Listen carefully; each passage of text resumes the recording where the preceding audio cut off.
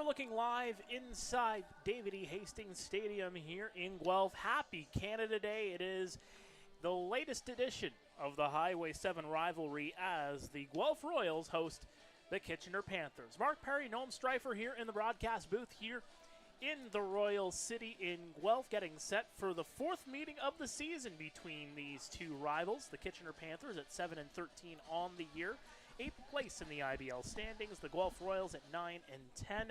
They're coming off a 7-2 defeat at the hands of the Chatham-Kent Barnstormers, who have been red hot as of late. The Guelph Royals, in that game, it was a 2-2 tie going into the fifth inning, but Chatham-Kent came out the victors with 5 runs in the final 4 innings of play. For the Kitchener Panthers, meantime, a 3-1 victory on Sunday over the Brantford Red Sox, Noam. In that one, it was Owen McNeil who was just El Fuego in that one. 7 innings, only struck out 2 batters, but gave up just the 1 hit. You kind of need that kind of production from your pitching staff a little bit more often if you're the Kitchener Panthers. Yeah, absolutely. Kitchener they're not getting the help they need from their starting pitching, but a performance like that really sets them on the right path going into this very important game against Guelph tonight. Well, when you take a look at the head-to-head, as mentioned, this is the 4th meeting between these two sides. First 2 meetings went Kitchener's way. It was a home-and-home. But the last time these two teams met, it wasn't even close. It was a 22-7 defeat for the Kitchener Panthers at the hands of your Guelph Royals. And in that one there, oh my goodness. You know, the big players came out to play in that one. Yeah, absolutely. Big bats for Guelph were Liam Wilson, Garrett Takamatsu, and Jordan Gallo. Takamatsu in particular had 2 homers on the night and 8 RBIs for the Guelph Royals in that one. The one issue heading into tonight's game is that none of those 3 big guys are going to be in the lineup for Guelph tonight. So it's going to be really interesting to see how Guelph and some of their backup, more bench bats are going to respond tonight against Kitchener. Well, the one thing with their bats is that it has been kind of by committee for the Guelph Royals this season. When you take a look at their top hitters all throughout the year, yes, you have Garrett Takamatsu at the top of the heap among regular players at a .368 average. But then you go down and it's, you know, again, Jordan Gallo, who you mentioned before, you know, David Stanley, Matthew Ward, Mark Nellis, a lot of these guys that, you know, are coming into their first or sometimes second year in the Intercounty Baseball League that are, you know, putting the ball into play. They're getting, you know, the at-bats. They're getting the average up there, but I think, you know, you need more production from guys that are deeper into your lineup. You know, guys like Andy Leader, who's only batting .225. Liam Wilson is picking it up. He's at a .288, albeit Liam is not in the lineup here tonight. But you need the guys that you're counting on to be your leaders to be your leaders. Yeah, absolutely. And the other thing that I would add to that is that you also need the guys from the bottom of the order to be doing their job. You need people to be running well. You need to create havoc on the base paths. You need to just play smart, fundamental baseball. And that's going to be the thing that hopefully puts the Royals over the edge tonight over this Kitchener Panthers team. And when you take a look at the long ball, just 8 home runs for the Guelph Royals this season. That 22-7 game, there were 3 home runs hit in that ball game, as you mentioned, 2 from Garrett Takamatsu, 1 from Liam Wilson. They haven't really relied on the long ball to get the job done more often than not. They're a team that'll just, you know, hard hitting, you know, keep the ball in play and just get the guys around the base path. It doesn't seem like they're too concentrated on the home run ball. We're going to go to break. When we come back, we'll have some baseball for you here at Hastings Stadium live on Royals TV.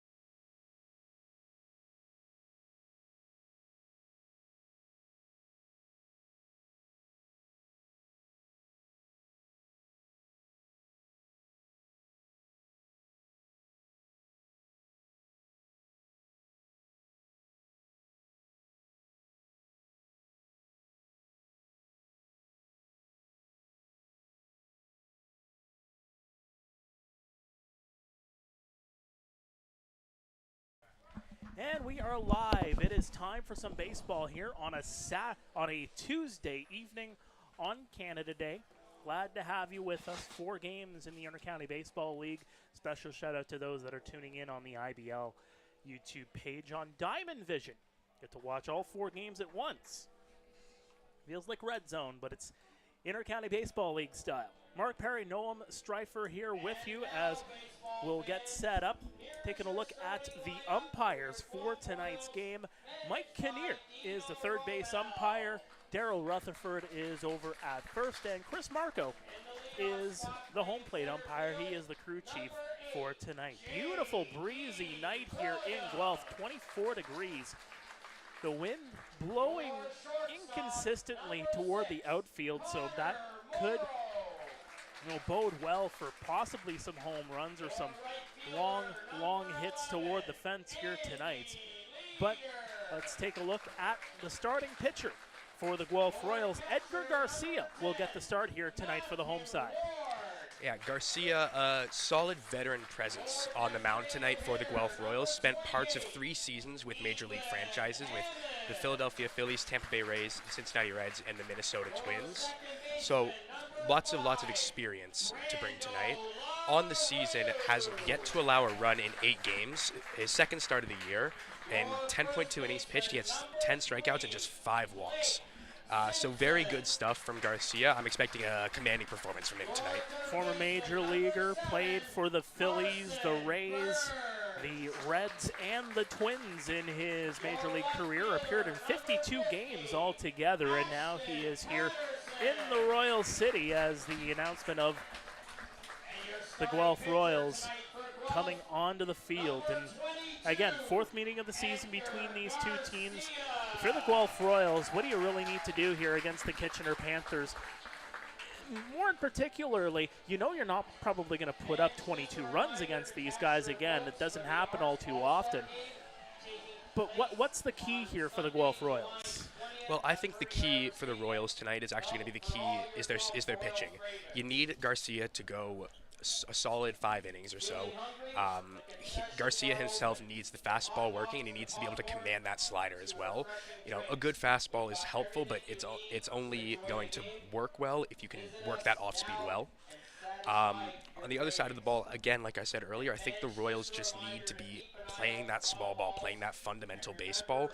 When they're at their best, they're doing that at an incredible rate. The longtime Quebec Capital will be the first up here for the Kitchener Panthers.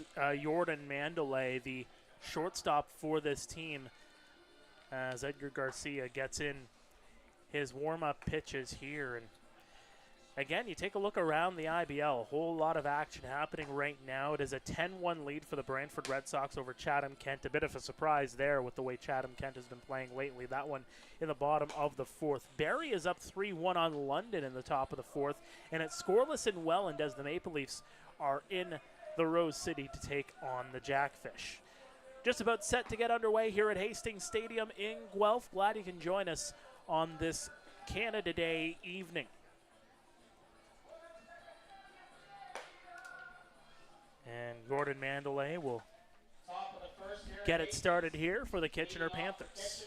And he has been a hot bat for this Panthers side all season long. He has been the guy that has been helping to carry the load for this team, batting .365 on the year, the veteran.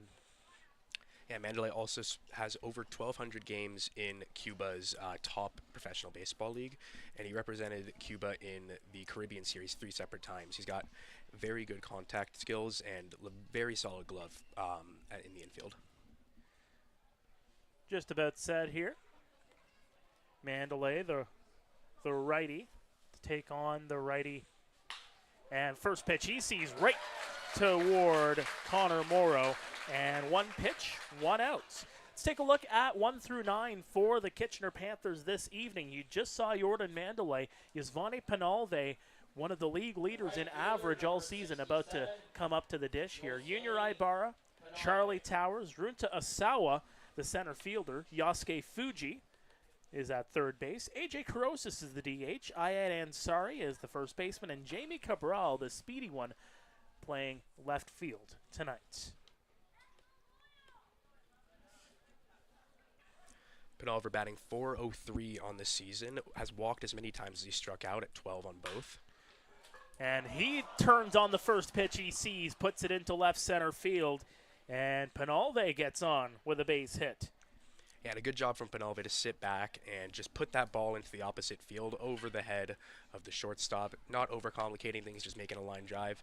That's the kind of play that a coach is going to show their little league kid, and that's how you want to hit. Well, we're starting to see a trend here. The Panthers not afraid to go after the first offering. First two batters making contact. The first pitch delivered by Garcia. Very similar spots, too. So here's Junior Ibarra, the catcher. Ibarra leads IBL catchers in all-star votes for the season. Yes, he does. So that'll be ball one.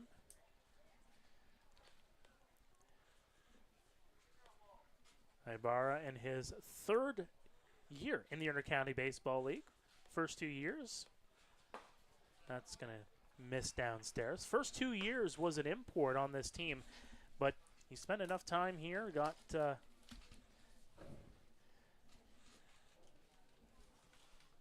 he ended up getting his domestic status here, and now counts as a domestic player. Chopper, grabbed there by Morrow, over to second base, throw over to first, not in time. And that'll go down as a fielder's choice for the Panthers, or for the Royals.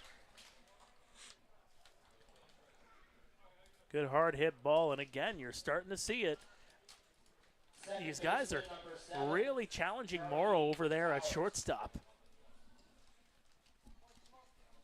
All three batters so far for the Panthers making contact, getting it over to that left center side. Up now is the second baseman, Charlie Towers, who has had a 3-year IBL career, spending time with the Hamilton Cardinals, the Toronto Maple Leafs, and the Kitchener Panthers. And came over in the offseason, part of that deal for Spencer Ross.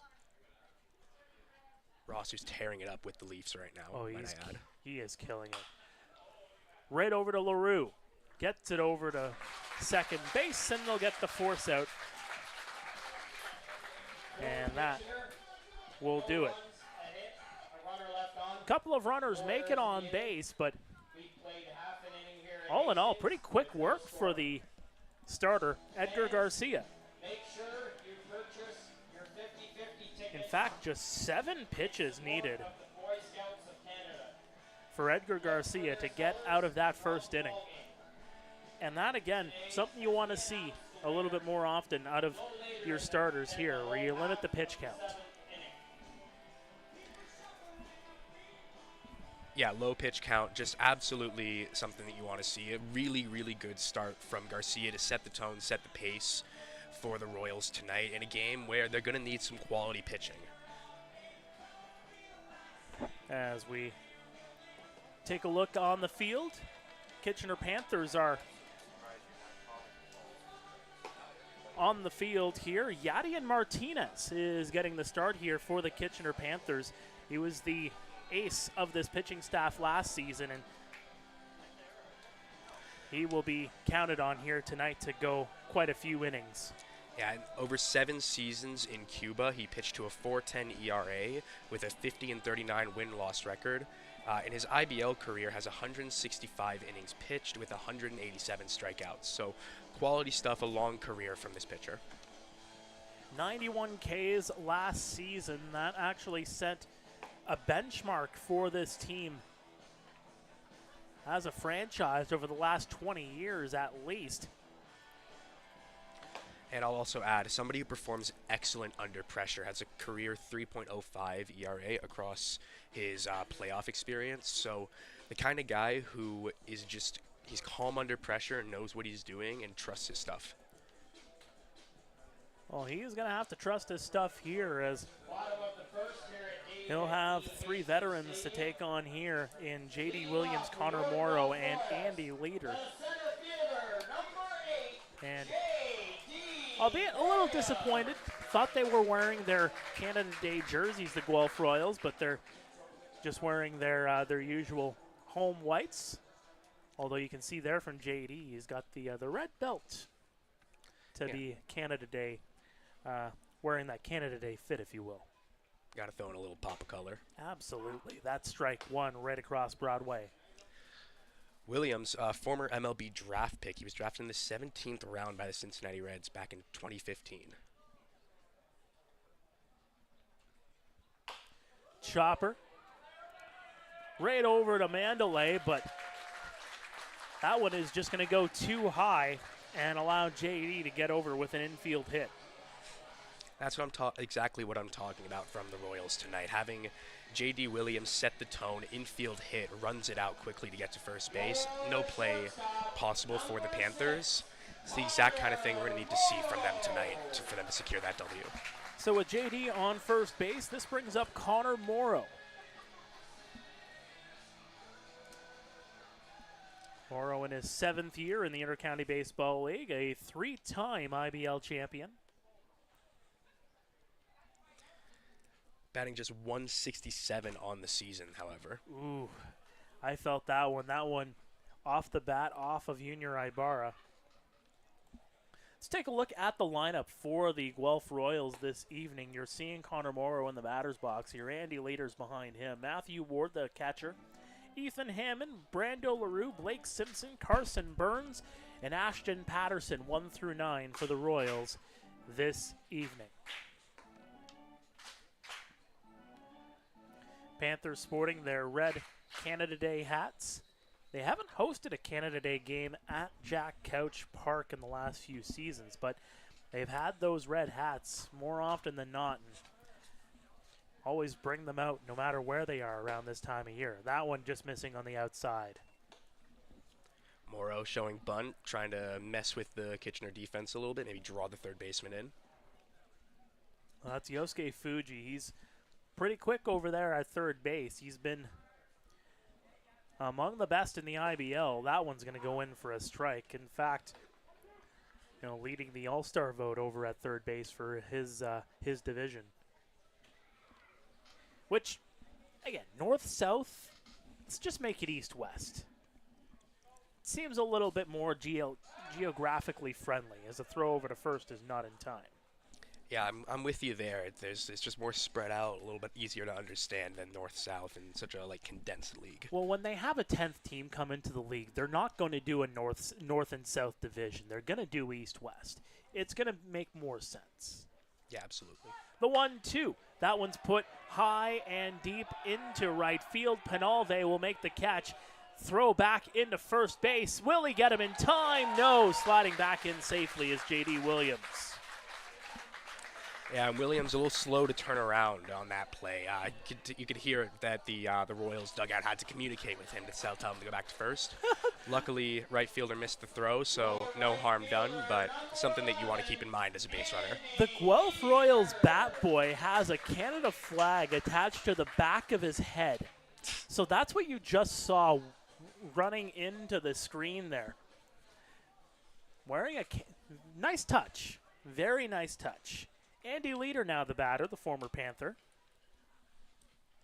Yadian looks, deals. Check swing there, right over to Yadian, over to second, over to first, not in time as Andy will reach on the fielder's choice.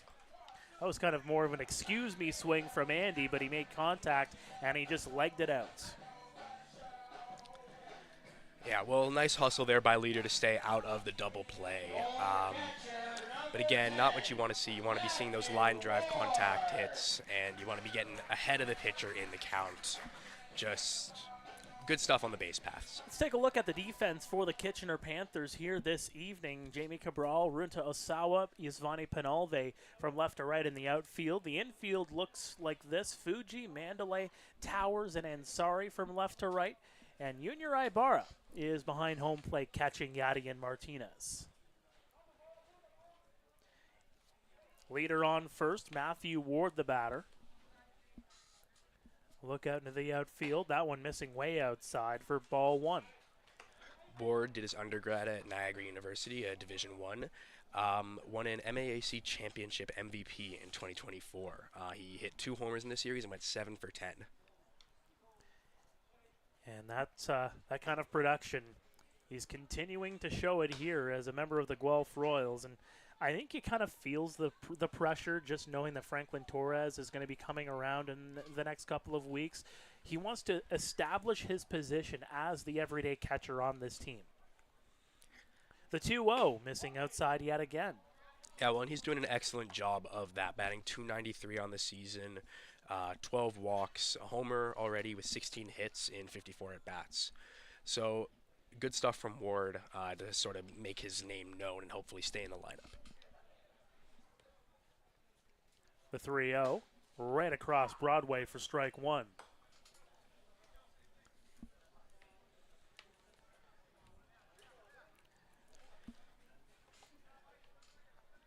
Ward 0 for 2 against the Barnstormers.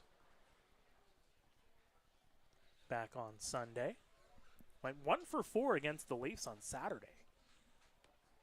The delivery, that one put into left field. There's a base hit for Ward. And the inning will continue here for the Royals with 2 away. Yeah, great job from Ward not to get fooled there. Saw a couple fastballs earlier in the at-bat, but then sits back on the off-speed from Martinez and is able to turn on it and just line it into the left field for a base hit. So here comes Ethan Hammond, the designated hitter. A runner in scoring position and 2 away here for the Guelph Royals. Hammond batting .211 on the season, 7 walks, 12 hits, and not a home run yet, but 2 stolen bases. That one sent high and deep. It is playable, though. Penalve coming over toward the foul line. He'll make the catch, and that'll do it. Pair of runners stranded here, and we remain scoreless through 1 here at Hastings Stadium. The Kitchener Panthers and the Guelph Royals, the Battle of Highway 7. We are live on Royals TV.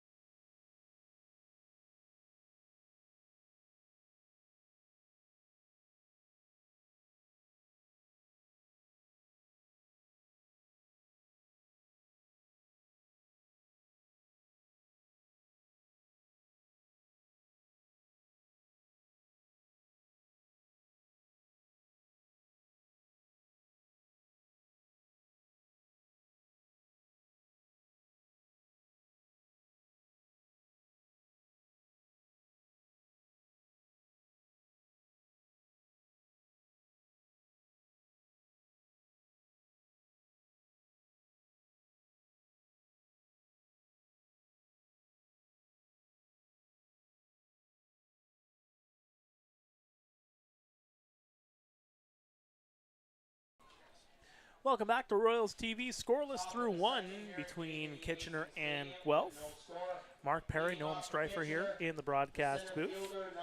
Just 7 pitches needed for Edgar Garcia to get through what was a rather eventful first inning otherwise, as the Kitchener Panthers will send Runta Osawa, Yosuke Fuji, and AJ Karosis to the dish here in the second. First pitch delivered in for a strike. Osawa, an import player out of Japan, from Hokkaido, Japan.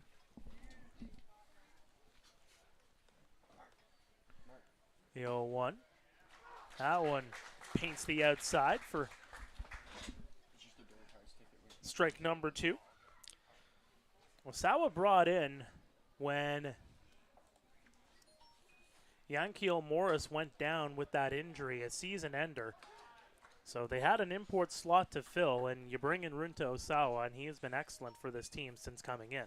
Yeah, batting .280 on the year in 25 at-bats, has 7 hits, a home run, and a stolen base on the year. The 1-2 from Garcia, swing and a miss, he got him. And there you go, showing that electric stuff from Edgar Garcia. Starts him off with a couple of fastballs, changes the eye level with the off-speed, then comes back with a fastball up in the zone. Just absolutely fools the hitter. Excellent stuff from the former MLB player. You'd expect nothing less from a guy who played in the bigs for as long as he did, as Yosuke Fuji will come up to the ditch here. Third in the league with 6 home runs on the season, although doesn't have a home run to his credit since June 19th against Hamilton. Yeah, but, you know, every great coach has told me home runs happen by accident. So just stay in his approach, and eventually the long balls will come. The 1-0, that one missing downstairs. As Garcia, very similar position there as the first pitch on Fuji, the third baseman. Fuji batting .333 on the season, 12 walks, 24 strikeouts. Slow bouncer there, LaRue over to first and safe. Bit of a mishandle there from Brando LaRue over on at second base, and Yosuke Fuji will get on safely. Let's take a look at the defense for the Guelph Royals. The outfield looks like this. Patterson, Williams, leader from left to right. Carson Burns is over at third base. Connor Morrow is at short. Brando LaRue is at second base. Blake Simpson is the first baseman. And Matthew Ward is in behind home plate. This is A.J. Carosis.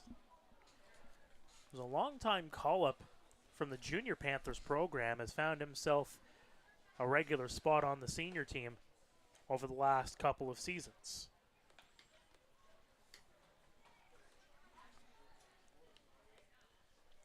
So officially it will be an error charged to LaRue on that play. Carosis played Division II baseball at the University of Charleston. Two-time All-MEC performer with a .305 average and a .958 OPS over his college career. Could also play all over the infield at shortstop, second, and third. He can do it all. Today, though, he is the designated hitter, so giving him a little bit of a breather on defense. Garcia, the 0-1. Popped up high.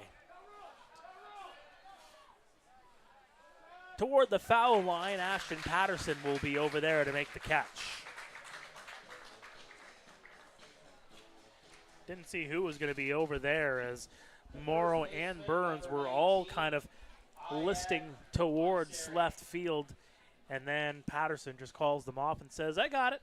Yeah, well, in good communication from this Royals defense, you know, you got to divert to the outfielder on a play like that. He's coming in. He has the best view on the ball at a time like this where the sun is out and you can lose it in the sun easily. That's smart play by the Royals.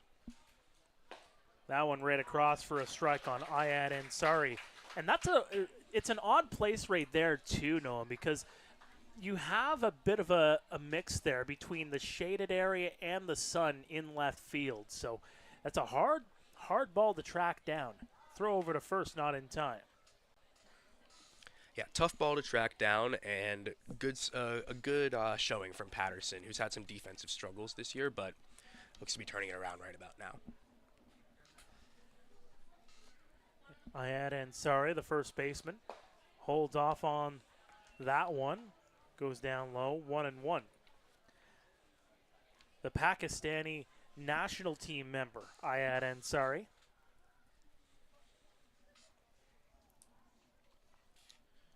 Played Division III baseball with Erie Community College back in 2024. laced into center field, and Ansari gets on with a hit. They're going to test the arm, throw over to third, sliding in safely is Yosuke Fuji. Runners on the corners with 2 away here for the Kitchener Panthers. Nice job by Garcia to back up that throw, back up that play. Keeps ball gets past the third baseman, but he keeps the ball in front of him, keeps it controlled, and probably saves a run from the Kitchener Panthers.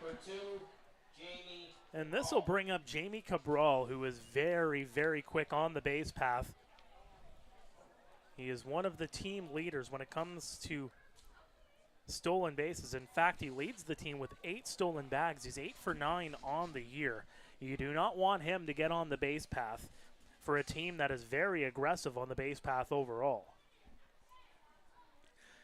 Yeah, absolutely. And if you're Garcia in this situation, you want ideally to be pitching low down in the zone, which is what you can see he's doing right there, sending off speed over the plate for the first pitch. And try and draw out that double play. You've got a runner at first, and somebody who does run well out of the box, you're going to need a sharply hit ground ball in order to get something like that. Garcia gets the sign. And here comes the 1-0. Missing outside as Ward tried to pull that one back in. Marco not fooled on that one. It's a 2-0 count. As you can see, Carson Burns is playing basically just level with third base bag. So the infield isn't playing in, but they do have the corners in slightly, trying to hold that runner at third in the case of a soft ground ball or a chopper. 2-0. That one very similar location, but peels more toward the strike zone there and catches it 2-1.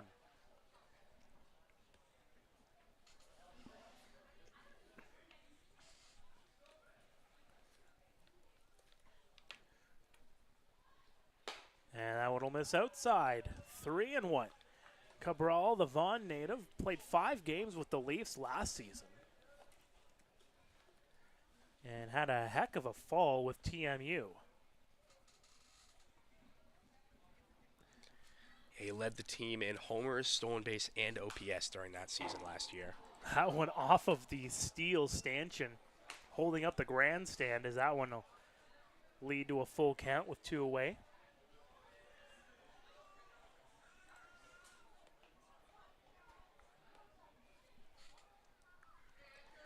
Outfielders playing him straight up. You can see the center fielder is shaded slightly towards right, anticipating the sort of push hit. But for the most part, you've got your left fielder and your right fielder playing maybe slightly shallow, but about the usual spot. Yeah, there's a big gap there in left center. See where Jamie puts this one. That one is fouled off. Well, and that's the thing about defensive shifts, is that while you're probably putting your defenders in a better position to make the play, especially in a position with Garcia, a hard thrower on the mound, there is still a major possibility where if a ball gets into that gap and rolls to the corner, which is almost 400, there's a very real possibility of the runner scoring from first. Garcia gets reset. The inside infielders right on the grass, pretty much at the edge of the grass, in fact. The 3-2. Chopper. No, who's going to get to this one? Sliding in safely there is Cabral, and a runner will advance to third. Yosuke Fuji comes in to score. It's 1-0 Kitchener. And just sort of a defensive mess on that play. Not a lot of communication between the pitcher and the second baseman as to who was going to take that play. And the ball just ends up getting away, and the runner advances to third. Not what you want to see, not playing that fundamental baseball that I mentioned the Royals need to be doing tonight. And that'll bring up Jordan Mandalay, and now Jamie Cabral is on first base with second base wide open. I wonder if he thinks about stealing here with 2 away. That is definitely going to be an error. It's just a matter of who is going to be charged with it for the Royals. Yeah, good opportunity for Mandalay to steal, as there he goes. Throw into second base, and that'll be the 9th stolen base of the season, and it's going to result in more as another run comes in to score for the Panthers, make it 2-0 as Cabral advances to third. Yeah, well, and like I mentioned earlier, that is the kind of thing that good base running can create for a team. Even without the long ball, you can still score on plays like that. And that's just excellent heads-up baseball by the Kitchener Panthers. So it is going to be an error for when Cabral got onto base in the first place. It is an error charged to the first baseman on that play over at first. And now Mandalay is up to bat here with a runner 90 feet away. 2-0 Kitchener. So those runs are going to come in unearned, I would imagine. Yes, indeed. The 2-0 to Mandalay. Right over to Garcia. Throw over to first. No conjunction at the junction there, and that will end the top of the second as the Kitchener Panthers come through with a pair of runs and take a 2-0 lead. And Noah right there is, you got to figure those things out. You got to sort out those errors because you can't always play mistake-free baseball, but right there was a couple of examples where small errors and small miscommunication leads to a pair of runs going onto the board. Yeah, absolutely. And, like you said, you can't always play mistake-free baseball, but the key is to minimize those mistakes. This inning with the error from the second baseman and then that just errant throw at first, those were two very avoidable mistakes. And the kind of thing that the Royals now need to do is bounce back from that situation. And knowing that you're not always going to play mistake-free baseball, capitalize when the Panthers inevitably make some kind of mistake tonight, because there's going to be a mistake. Let's be real here. Well, now that's a couple of runs for run support for Yadi and Martinez, but in that inning we talked the laurels of Edgar Garcia, just 7 pitches needed to get through the first, needed 20 pitches to get through the second there. So right there, your average pitch count per inning is going to be up in the 13, 14, 15 range. Not bad, but a little bit worse off than what you were coming out of the first inning. Yeah, and I will say this for Garcia, I did still like what I saw from him. He was getting the soft contact, he was getting the swing and miss when he needed to. Just some unfortunate defense happening behind him, and the kind of thing that happens. And now with the Royals coming up to bat, it's time for them to pick up their pitcher after making those mistakes, and I believe that they can do just that. Well, it's 2-0 Kitchener now, and it's going to be Brando LaRue, Blake Simpson, and Carson Burns due up as that one misses outside for ball 1. This is where you kind of need to figure things out here for if you're the Kitchener Panthers, playing with a lead. One thing that you look at is that game against Chatham-Kent, where they lost in a walk-off last weekend, I should say. You have a 5-1 lead in that one, and then Chatham-Kent comes back and puts up some late runs and ends up winning it. You got to figure out how to play with a lead, plain and simple. And this is a chance here for the Kitchener Panthers to try to exercise some demons. That one's put into right field and right over to Yasvani Penalve.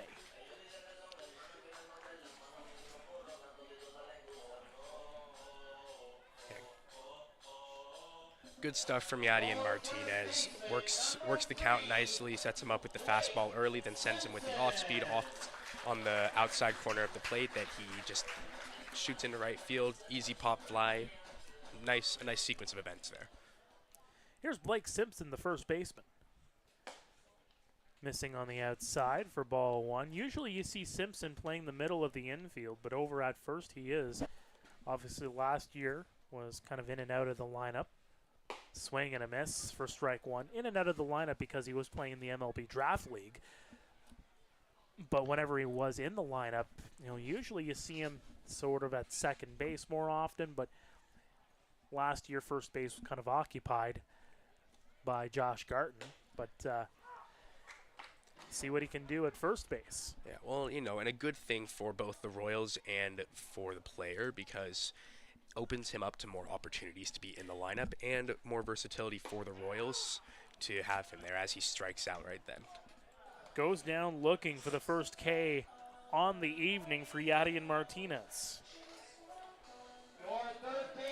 And that'll bring up Carson Burns.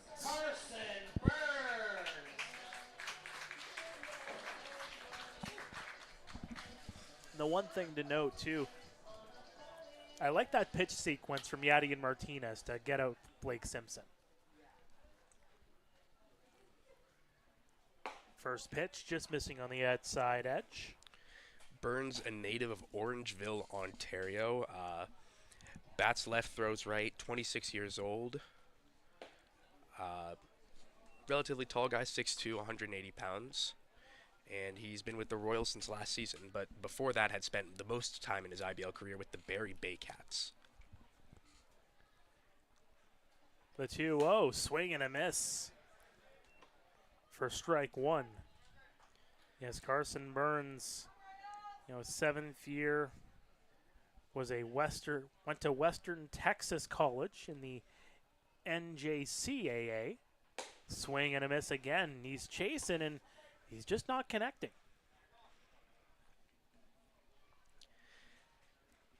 He's batting .265 on the season. 9 hits and 34 at-bats, 3 runs scored, and 4 walks on the year. Not a home run yet, though. The 2-2. Did he go around? They appeal. Well, it's going to be called a strike anyway, and he goes down looking. Pair of strikeouts for Yadier Martinez, and that'll do it for the second inning. The Kitchener Panthers lead the Guelph Royals 2-0 as we go to break here on Royals TV.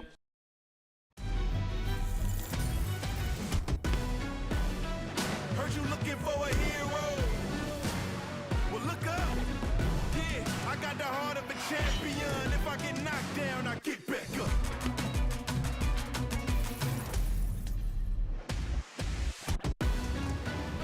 I got the heart of a champion. If I get knocked down, I get back up. Hard line drive up the middle. Whoa! Lindor out of nowhere. How did he do that? That Lindor can play. I don't know about that hair. And don't get me started on those gloves. I don't know. I kind of like it. It's time for a revolution. The Rev 1X by Rollins.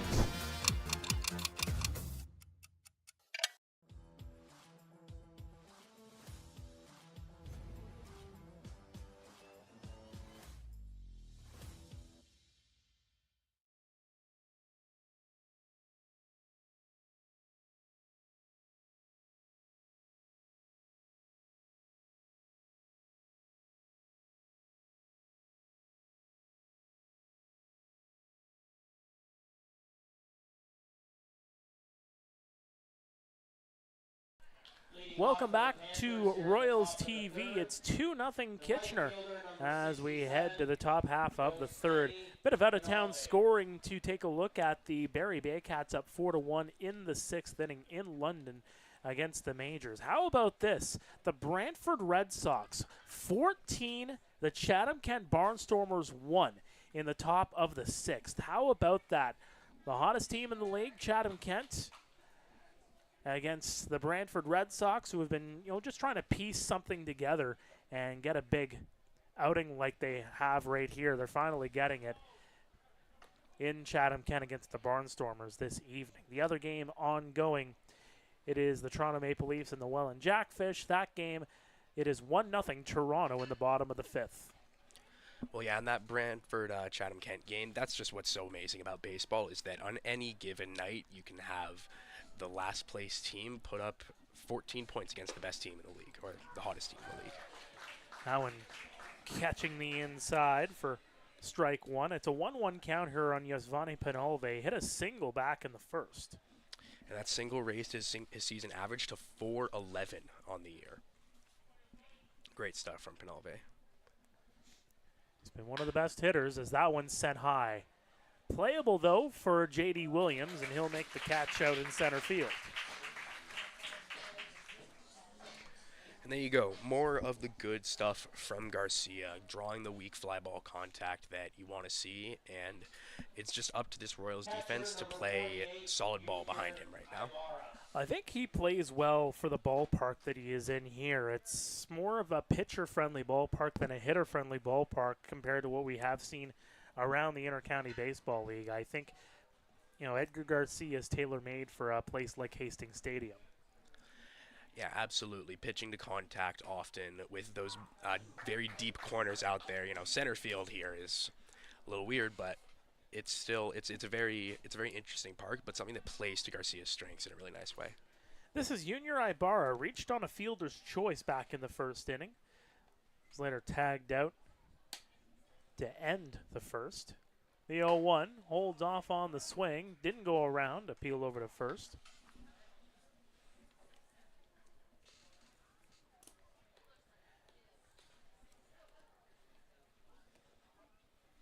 Ibarra, of course, from Sancti Spiritus, Cuba, considered a top defensive catcher among his country mates. The 1-1 fouls that one off. Yeah, but hitting third in this Panthers lineup, so clearly there's some potential with the bat as well. 14 RBIs on the season, 17 hits. Batting 236, but the kind of guy who's going to hit you a lot of doubles, has yet to hit a home run, or sorry, only has 1 home run on the year yet, but sneaky pop. He's been a great hitter for this team in the 2.5 seasons he's been here. The 1-2. That one just missing on the outside. Garcia thought he got him. He's just going to smile that one away. 2-2 count here on Junior.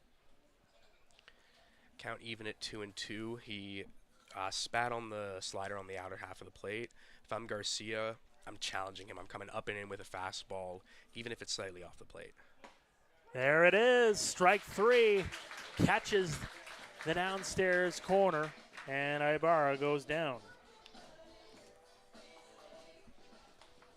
The second baseman, number 7. Second strikeout of the ball game for Edgar Garcia, and that'll bring up Charlie Towers.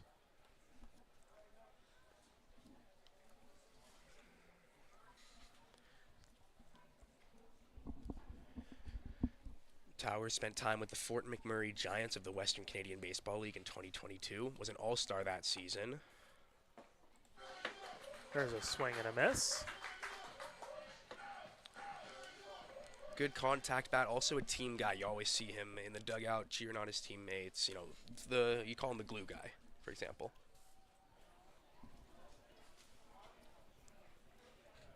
The 0-1 swing and a miss. Garcia doing a really great job after that last inning to come back, get the first 2 batters, and then put himself in an 0-2 lead right up here.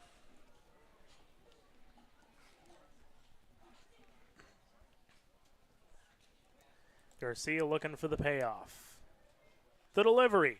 That one set high. Into foul territory. Simpson going after it, and Simpson will make the catch in foul territory. One of the benefits of this huge foul territory at David E. Hastings is that those balls become playable. So when you're down, you have a few extra outs to work with. Well, that is going to send us to the home half of the third inning. The Royals looking for an answer to a 2-0 deficit. But right there on defense, exactly what you want if you're the Royals, to try to get out of an inning very quickly. Yeah, absolutely. Cleaned things up considerably. Saw some nice communication. Garcia looked sharp. The command was there again. Just exactly the kind of bounce-back inning you want to see after giving up 2 unearned runs.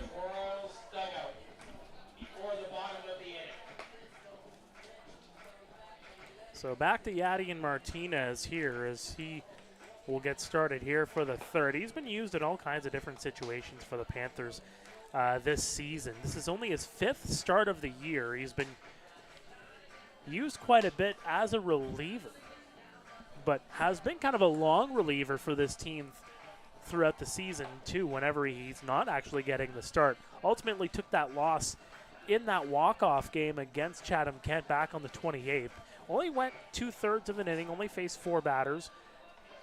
Last time he had the start, he got 5 innings of work in that game against the Guelph Royals in that 22-7 shellacking.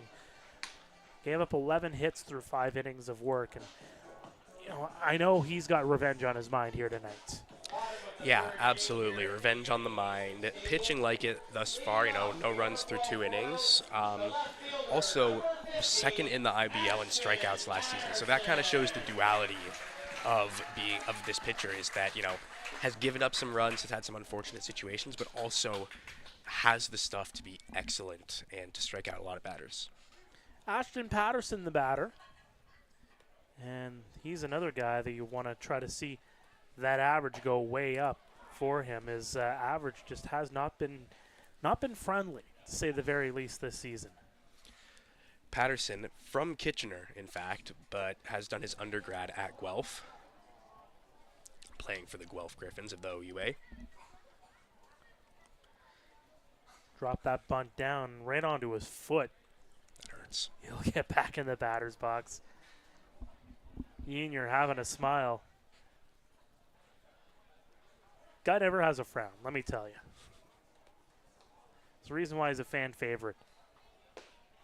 There's strike 3. And Ashton Patterson goes down on strikes, and he has a quick word for the home plate umpire, Chris Marco. Yeah, Patterson not happy with the call, thought it was probably low in the zone. Still talking with the umpire, puts his head back there a little bit, said some extra words. You gotta be careful though. And here comes J.D. Williams, as Yadier Martinez now has 3 strikeouts on the game. Your center fielder, number 8, J.D. Williams. And J.D. is another one of those guys. Yes, it's a 279 average, but you'd really like to see that boosted up into the 300 range, where he's more known to be. Puts that one high in the infield, and comes over, makes the catch. Well, that just speaks to the caliber of player that Williams is. When he's sitting around a 279 average, which by most metrics is very solid, especially with the power and the speed that he provides. But yeah, just somebody that you want to see get going a little more, lead this Royals lineup. That'll bring up Connor Morrow, who another one of those guys, for the pedigree that he has, just hitting 167 on the season. That'll go across Broadway for strike 1, just around belt level.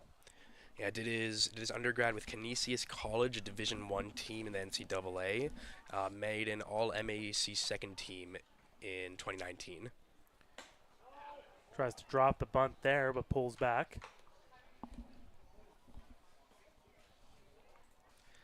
Yeah, again, Morrow batting just 167 on the season, has struck out twice as many times as he's walked. So I think he's just a little uncomfortable in his approach right now. The 1-1 sends that one, laces it into the beer garden here at Hastings Stadium, maybe into the kids area where they're playing cornhole over there. I think everybody's all right over there. Yeah, got to be careful here at Hastings, especially down the sidelines. No netting, no fence, so the ball just flies out of play. Well, it's tradition here at Hastings where you bring out the lawn chairs and you just go down the line. Nothing's protecting you from a baseball. Nothing but imagination. And a glove if you bring it. And a glove. The 1-2 missing on the inside, and you can tell Yadier wanted that one.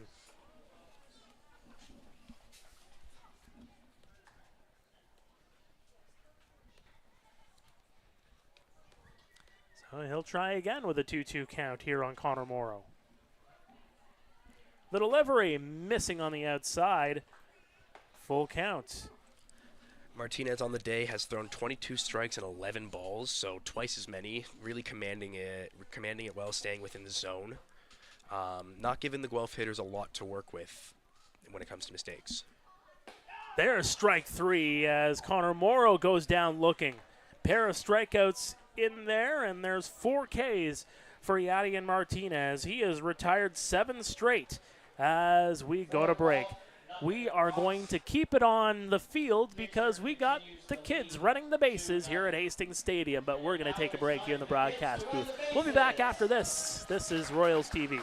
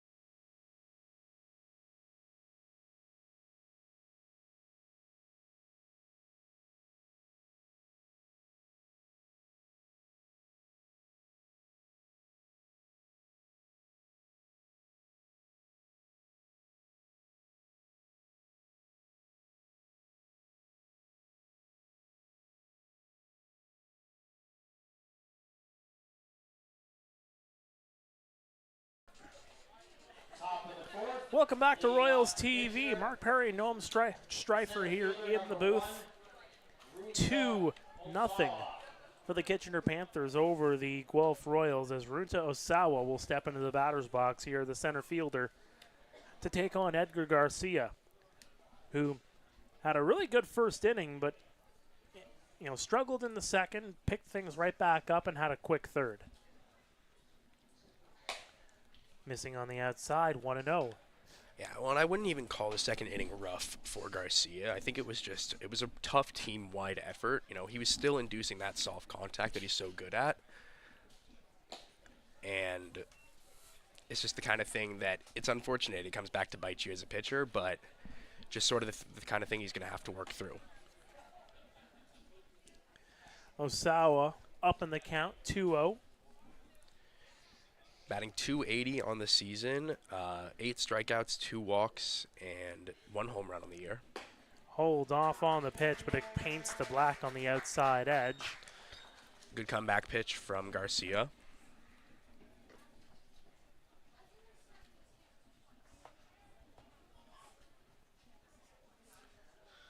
Garcia gets set up. He's set up on the outside, and there it is. New 3-1. Defense playing Osawa slightly to pull. You can see the center fielder shaded slightly towards left, leaving a big gap open in the right center gap. Garcia deals. That one missing on the outside, and there is ball 4. Runta Osawa will walk. Well, and that's exactly what I was talking about earlier with Garcia. He, in that at-bat, seemed like he lost command of the slider a little bit, was missing just off the plate on some key pitches. And that's the thing is that, that fastball of his is electric, but you need to complement it with the slider in order for it to be effective. So when he's commanding that slider, he's at his best, and he was just not doing that in the last at-bat. So bring up Yosuke Fuji. He reached on an error in the second and came around to score. Throw over to first, and not in time. Just barely getting in there safely was Osawa. Close play at first, but a good choice by Garcia to throw over, keep the runner thinking. Taking a generous lead over there, so He's pretty much at the edge of that groove there. The runner's going to go, throw into second base, and he's safe. Yeah, and that's just exactly what I was talking about. Garcia keeping tabs on the runner, but unfortunately it was not enough as he steals second base. And that just goes to show the aggressiveness on the base path if you're the Kitchener Panthers. Now 33 for 45 on the season. Yeah, well, and they're doing what they do best, stealing those bases, creating havoc, and it's something this Royals defense is really going to have to adjust to. Allen painting the inside for strike number 1. Yeah, Garcia commanding that fastball really, really well, throwing it into some tough spots for these hitters. While you're tuning in, folks, don't forget to let us know where you're tuning in from in the chat. As that one's laced into left field and right to Ashton Patterson to make the catch. Good play by Patterson. Reads the ball very nicely right off the bat. Just has to only take a couple steps in to make that play. Very professional looking out there and left. As he pretty much has all shade to work with now with the way the sun is setting here at Hastings Stadium in Guelph. And this will bring up A.J. Carosis. Yeah, a few shadows out near the wall at the warning track, but for most of where he's going to play, he's set pretty nicely. Starting to go under the lights here at Hastings as that one missing at the knees. Carosis 0 for 1.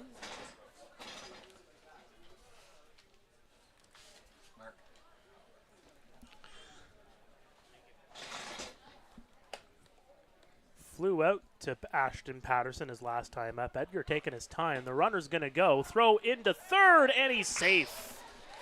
Very, very close play over at third base. And, you don't see it too often, someone running over toward someone trying to steal third with a lefty in the box. That batter often creates a nice block for the catcher. So excellent play by the runner to get in there, to get under the tag, but also an excellent throw, just second too late. What are they seeing from Edgar Garcia here that's allowing them to be so aggressive on the base path here?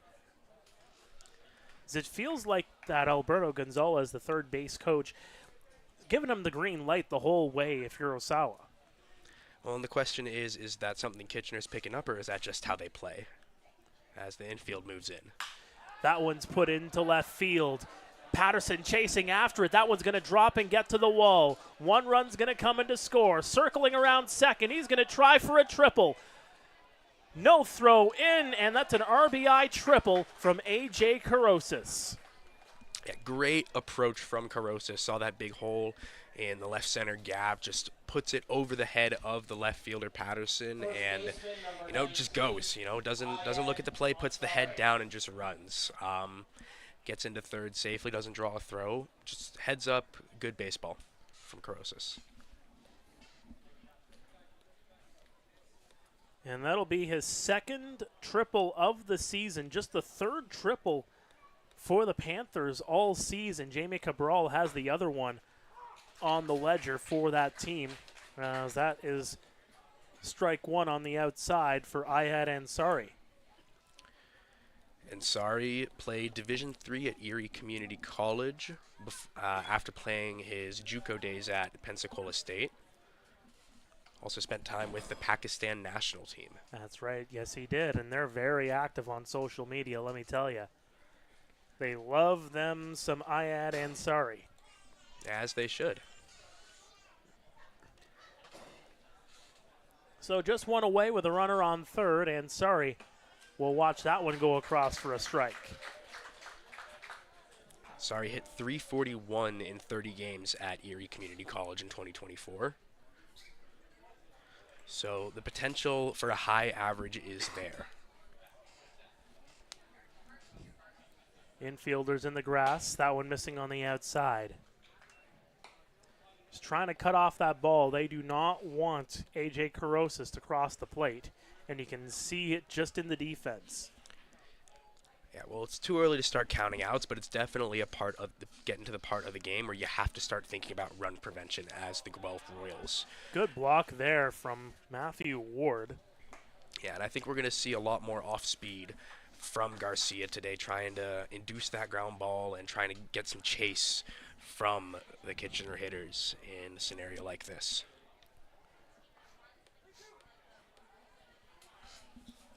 Garcia will look to reset. Full count here on Ansari.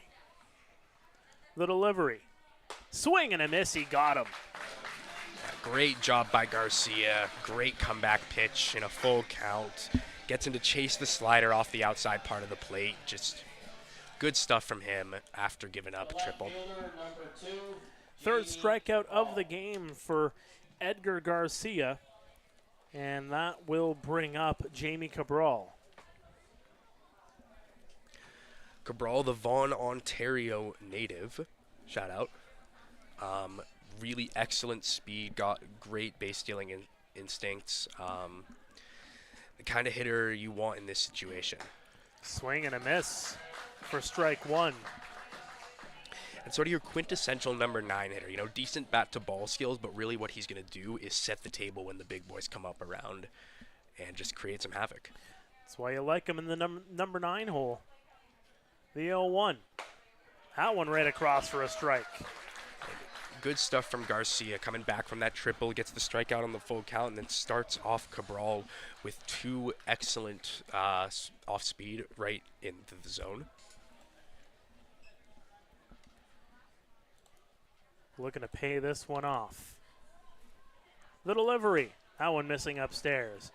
And you can see it too. Now that there are 2 away, the infielders are more at traditional depth. Yeah, and I like that last pitch from Garcia. He didn't end up getting the outcome that he wanted, but changing the eye level, trying to induce the chase from Cabral, just good stuff in an 0-2 count. Garcia, the delivery, missing outside, evens the count at 2-2. Well, now, after those 2 misses, he's going to have to come back into the zone. You don't want a 3-ball count in this situation. You don't want to risk turning things over to the top of the order. You need to get Cabral, and you need to get him here before things get a little too out of hand. Here it is, missing on the outside, and puts the count full here on Jamie. That's what I was talking about with Garcia. You know, when he's at his best, he's commanding that slider, and that last at bat, he did an excellent job working back from the hitter's count, and now goes from 0-2 to 3-2 in this situation, partially because he just missed with the slider. See if he misses here. That one is going to be fouled away toward the batting cages here at Hastings Stadium. It comes back with the fastball, just trying to get it over the heart of the plate in this scenario. You know, keeping the count full, keeping the number 9 hitter at the dish, and not giving the opportunity to the top of the order. Cabral is going to battle here. 7th pitch of the at-bat.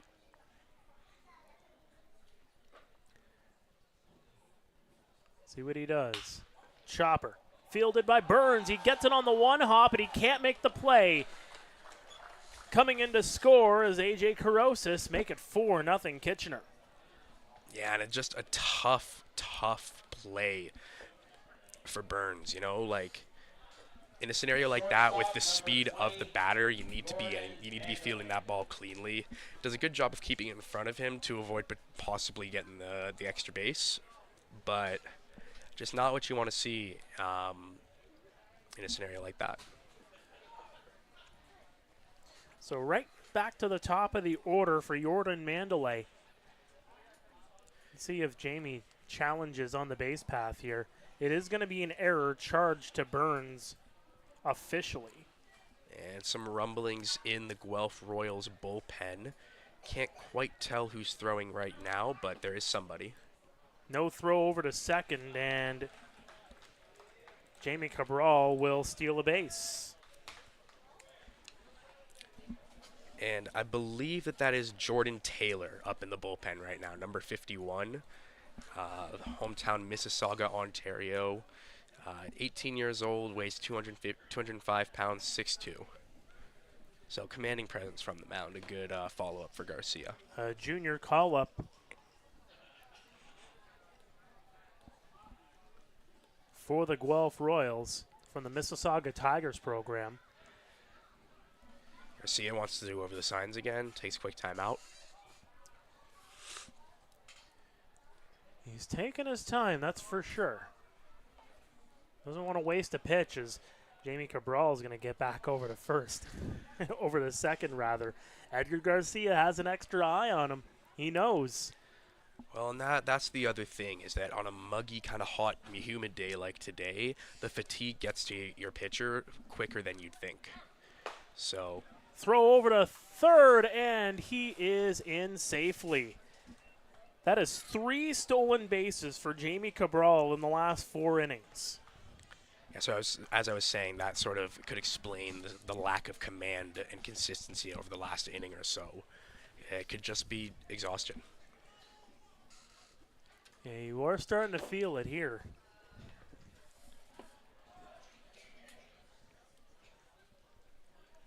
The delivery.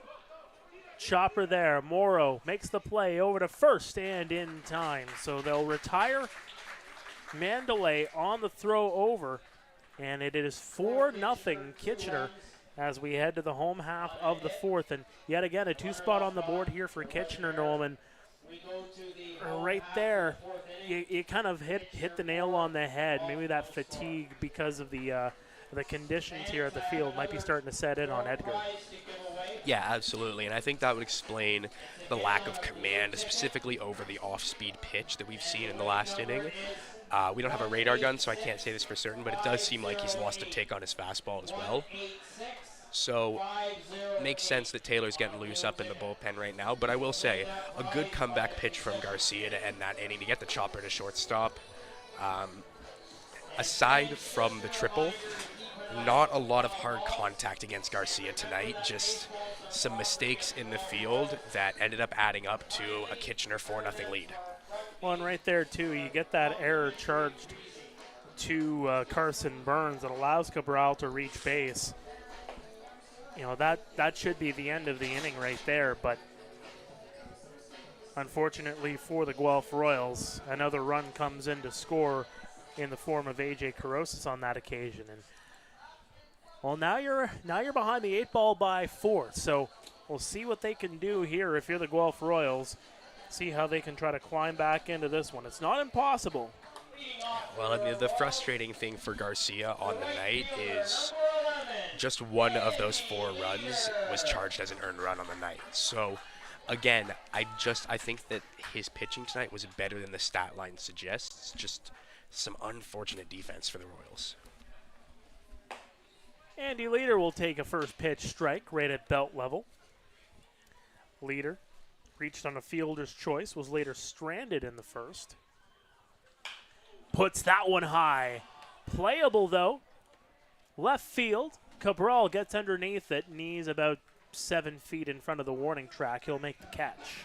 Yeah, Leader just got under that one. You know, big swing, pulls the ball, but just missed it. Potential there for a big hit. Pitch over the middle of the plate. Just unfortunate. Again, just 7 home runs all season in this ballpark. Yeah, and that speaks to what you were saying earlier. It is a very pitcher-friendly park. Not a lot of home runs hit. This is a field where you're going to win on the small ball, on taking that extra base, on hitting the ball into the gap. Ward will take one downstairs. And the defense is lined up in basically straight up on the infield, but in the outfield, the center fielder's shaded slightly towards right, leaving a nice big gap for Matthew Ward. So if he can pull one, he could have a very good chance of standing at second base. Well, he's got a 2-0 count here, so a hitter's count here for Ward. It's a matter of what you can do with it. Swing and a miss for strike 1. Ward hitting .296 on the season. Yeah, well, a good job from Martinez to come back and sort of change the eye level with the off speed, get Ward early on that pitch after 2 fastballs to start the at-bat. The 2-1 missing outside. 3-1 count for Ward. I expect him to be swinging here, you know, obviously if he gets a good pitch, but got to get something going. There's a strike, 3-2. Well, now he has to swing. Yeah, now he doesn't have a choice.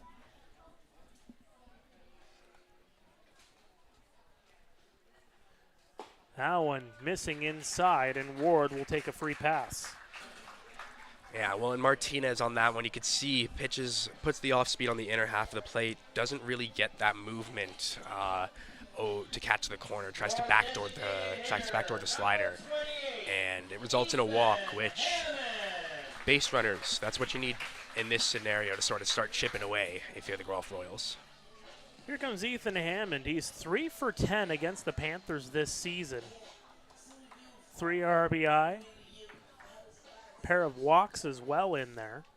13 plate appearances overall. Flew out to right field his last time up. That one missing on the outside. Hammond's been with the Royals for a while, had a brief stint in 2019, also has been here more consistently since 2022.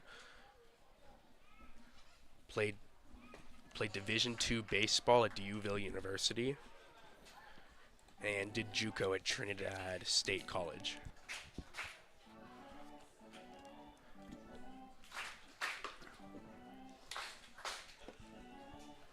Yachty needed a new baseball there.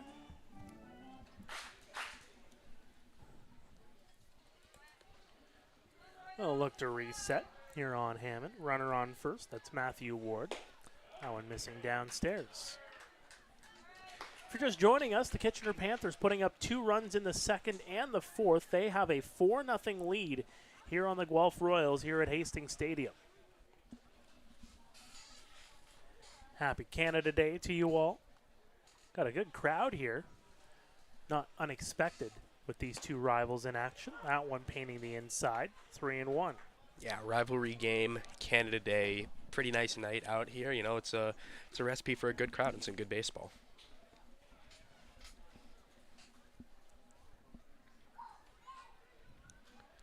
Check over at second base. The delivery right in for strike number 2, just above the knees on Hammond.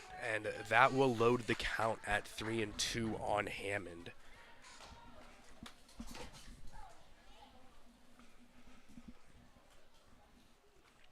Ibarra taking his time on this one. Yeah, setting up outside.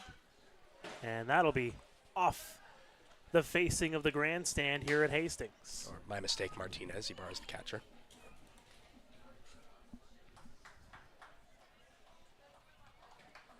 Look to get reset here. Hammond set to face pitch number 7 of the at-bat.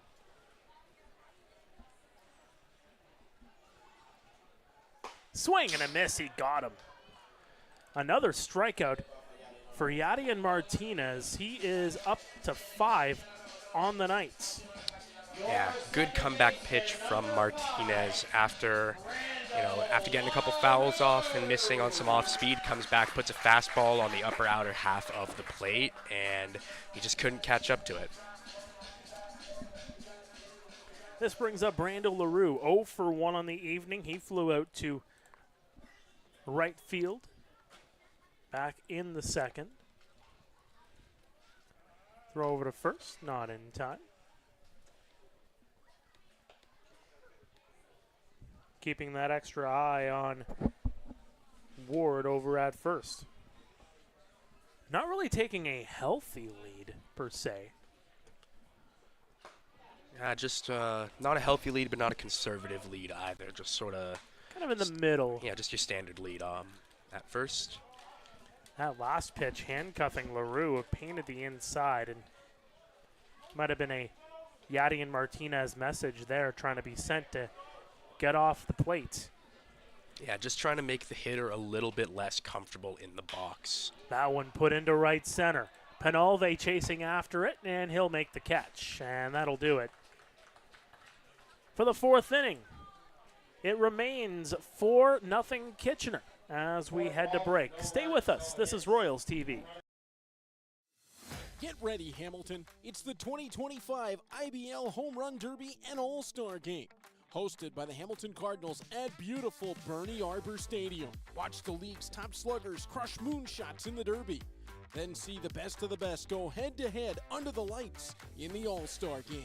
Grab your tickets now at HamiltonCardinals.com, because this summer, the stars shine brightest in Hamilton.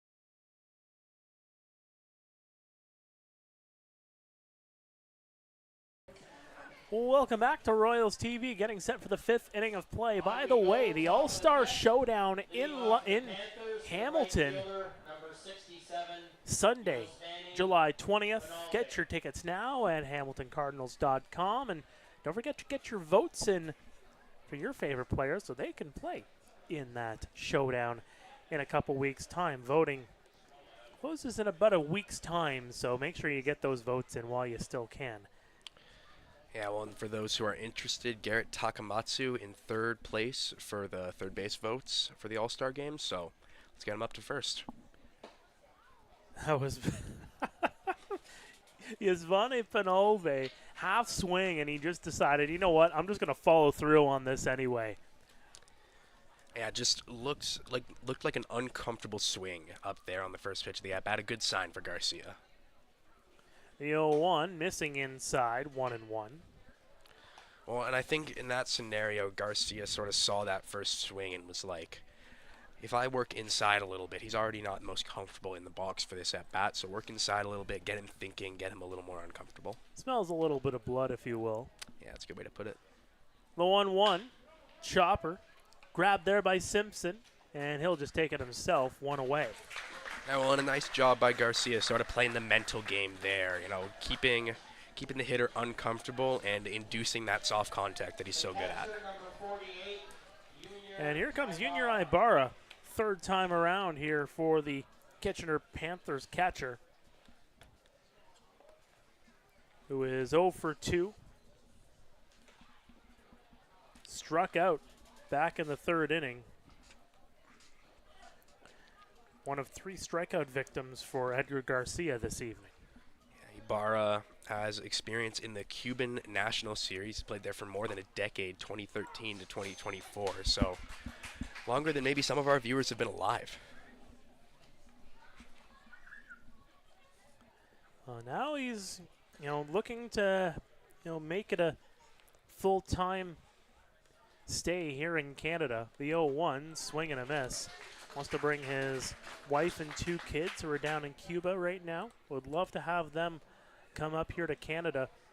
And that's kind of his dream. He wants to have his 2 kids watch him playing in a Kitchener Panthers uniform. Well, and you have to think that factors into the play as well. You know, having your family overseas away from you can put a lot of mental load on a player like Ibarra. So, once that gets sorted out, could be, potential breakout for Ibarra.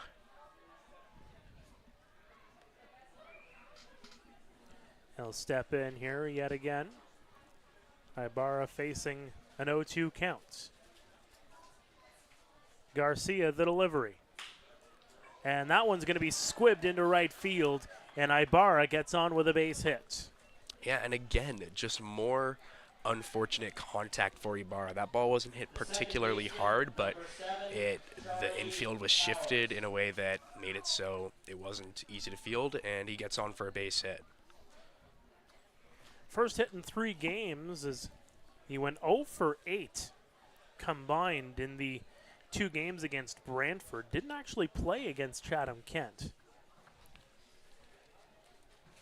And it'll set up Charlie Towers with one away at the dish.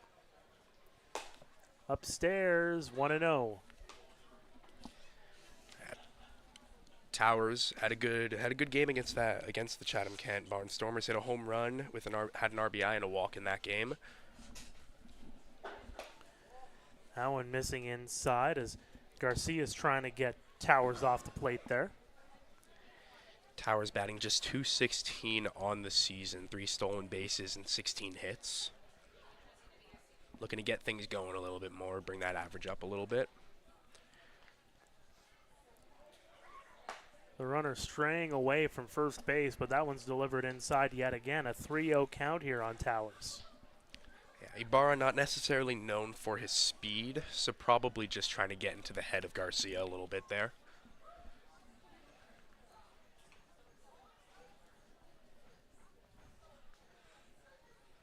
Pretty conservative over there at first. The delivery to the plate is going to be strike 1. No chase in there from Towers. Good comeback pitch there. Towers was taken all the way, so just puts one over the heart of the plate to get the first strike of the at-bat. And that one's going to miss on the outside, and Towers will take a base. Junior Ibarra will go to second. And that'll bring up Runta Osawa. Walked and scored back in the 4th. Well, Ward going out to the mound to have some discussion with his starting pitcher tonight. Again, not a horrible outing for Garcia, but lots of soft contact that's landed. So Probably just going up there, give him a minute, take a breather, potentially give Taylor some extra time to warm up before attacking this next hitter. The home plate umpire, Chris Marco, comes in to navigate things. And interesting to note, too, with Connor Morrow coming in there, just trying to figure out what he's doing there on the infield. Just especially knowing that more often than not, Edgar Garcia, the way he's generating the contact from these Panthers batters, it's more often going toward the shortstop than anybody. Yeah, well, he's working that off-speed well towards the Kitchener batters, and he's getting the soft contact. That one popped up high into the picnic area and out of play. He's getting that soft contact towards the pull side from the Kitchener hitters, but some shaky defense from the third baseman and the shortstop on the Royals side has, put them in a bit of a deficit. Royals with 4 errors charged against them so far in this game.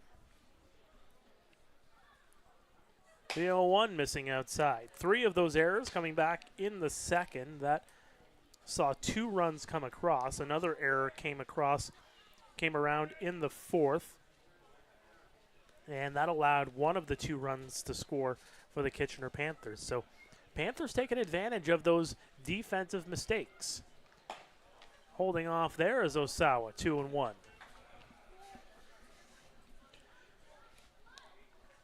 Osawa, like I mentioned earlier, an IBL import from Hokkaido, Japan.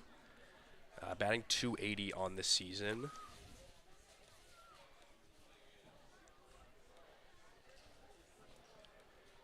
The 2-1. That one's put out of play. Osawa hasn't gotten out yet today. 1 for 1 on the day with a walk, and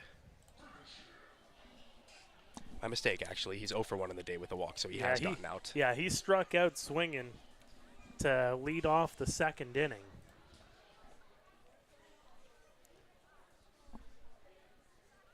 Here comes the 2-2. Hard hit ball down the left field line. Osawa gets on. Here comes the play, possibly at the plate. No play as Junior Ibarra comes in to score to make it 5-0. Yeah, hard hit ball down the third base line. Just good bat-to-ball skills there. And a nice shout out to Ward. Nice play there to keep the ball in front of him. In a lot of scenarios, you might see that ball get past and another run come in to score, or at least somebody advance. So minimizing the damage there. And now here comes field manager Dino Ramel. This might be it for Garcia. Yeah, Taylor's done throwing, probably ready to head down to the mound. And yeah, there he is coming around the left field fence. So Jordan Taylor will come into the ball game. Stay with us. This is Royals TV. The Kitchener Panthers 5, the Guelph Royals no score.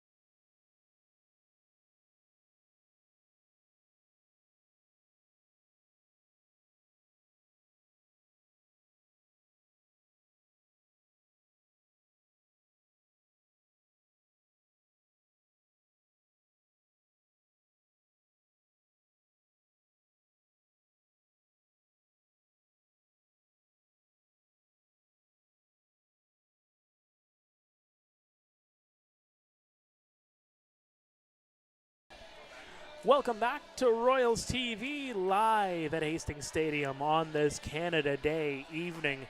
Edgar Garcia out of the ball game here for the Guelph Royals, and in comes Jordan Taylor. Yeah, Taylor, just 18 years old, sits at 6'2", 205 pounds, so commanding presence on top of that mound. On the season, has a 4.15 ERA with over 17.1 innings pitched with 16 strikeouts and 8 walks. So good strikeout to walk ratio. The ERA is a little bit higher than you'd want, but a lot of potential from the young arm. And it's going to be interesting to see how long Dino Ramel goes with him too, because consistently this season he's been a multi-inning guy. His longest outing was 4 innings on June 10th against Welland. Swing and a miss there from Yosuke Fuji for strike number 1. So I'm interested to see, does he go 3-4 innings, or do you have him as maybe a 2-inning guy and you go to somebody else? Be very interesting to see how he plays them.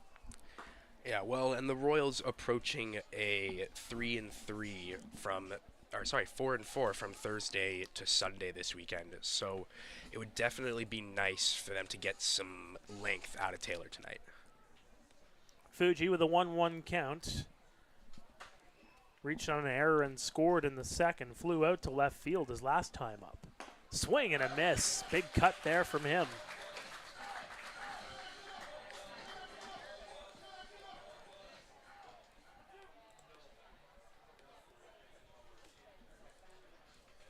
As they try to lean on the youngster to try to get out of a jam here in the 5th. That one's fouled back. Last time out against Barrie for Taylor. Like you said, provided some length. Pitched 3 innings of 1-run ball.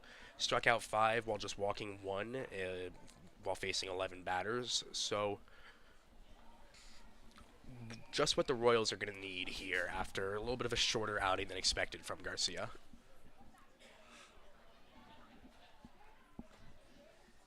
Waits on it here. The delivery. That one's fouled back. When you think about that stretch of 4 games coming up this weekend, there are no slouches that they're facing.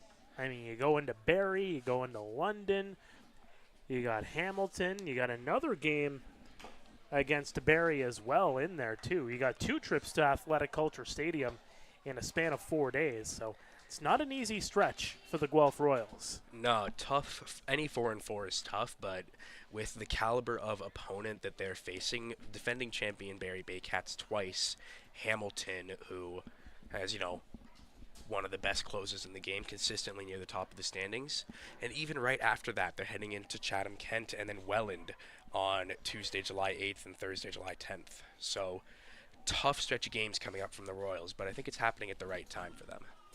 The 1-2, chopper down the line, foul.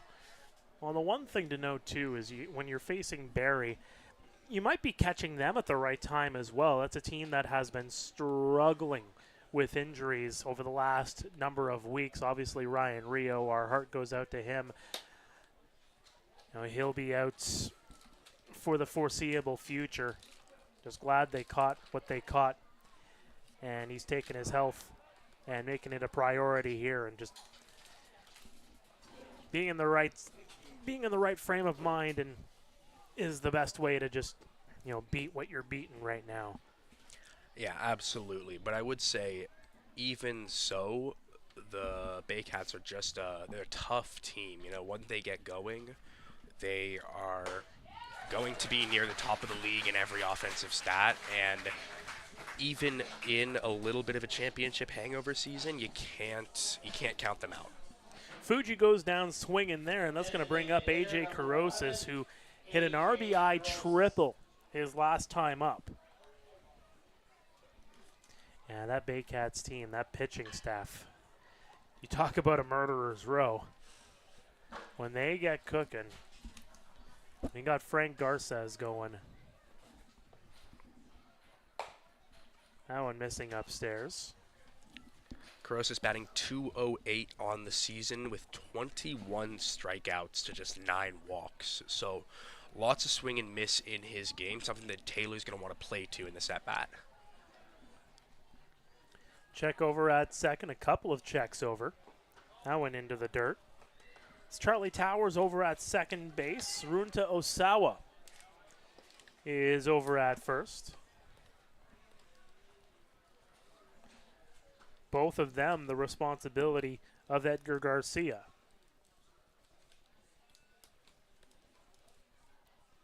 The 2-0. Missing downstairs just under the knees.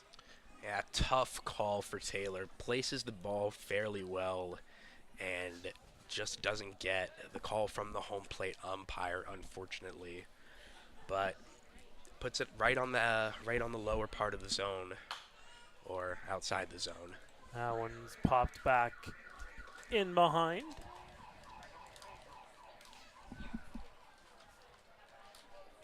Three balls, one strike. I heard a car alarm going off out there, so. Well, that's a sound effect, my friend. Oh, it is? That's all that is. Yeah, I'd be concerned for a second. The 3-1. That one put up high. Perhaps in the Bermuda Triangle. Chasing after it is Patterson. He makes the catch. And that'll do it, as Ashton Patterson flashes the leather just on the other side of the foul line. Just one comes across for the Kitchener Panthers. It is a 5-0 lead, and the Royals got some work to do in the bottom half of this inning. Now, what a job from Taylor to come in with runners on in a jam and pitch his way out of it. The exact kind of thing you want to see from a reliever of his caliber, and sets himself up nicely to continue later into this ballgame. Well, just another out-of-town scoreboard update. A whole lot of action on this Canada Day. It is now 16-1 Brantford over Chatham-Kent. That one in the bottom half of the seventh. I was checking the box score there because they did just re-sign Tyler Susie and released Gabe Bruder earlier on today. I don't see Susie in the lineup, but he's a veteran that missed quite a bit of action over the last number of years and looking to redeem himself and be a part of this team for the Brantford Red Sox. So the Red Sox with a 16-1 lead. Elsewhere in the Inter-County Baseball League, the Barrie Baycats and the London Majors doing battle at Labatt Park. The score right there, 6-3 Baycats in the bottom half of the 8th inning. The other game in action, how about this? The Toronto Maple Leafs have themselves a 4-0 lead on the Welland Jackfish. That one in the bottom half of the 8th. So the leading Welland Jackfish having a bit of trouble putting some runs on the board at home. They have really struggled at home this season, Noam.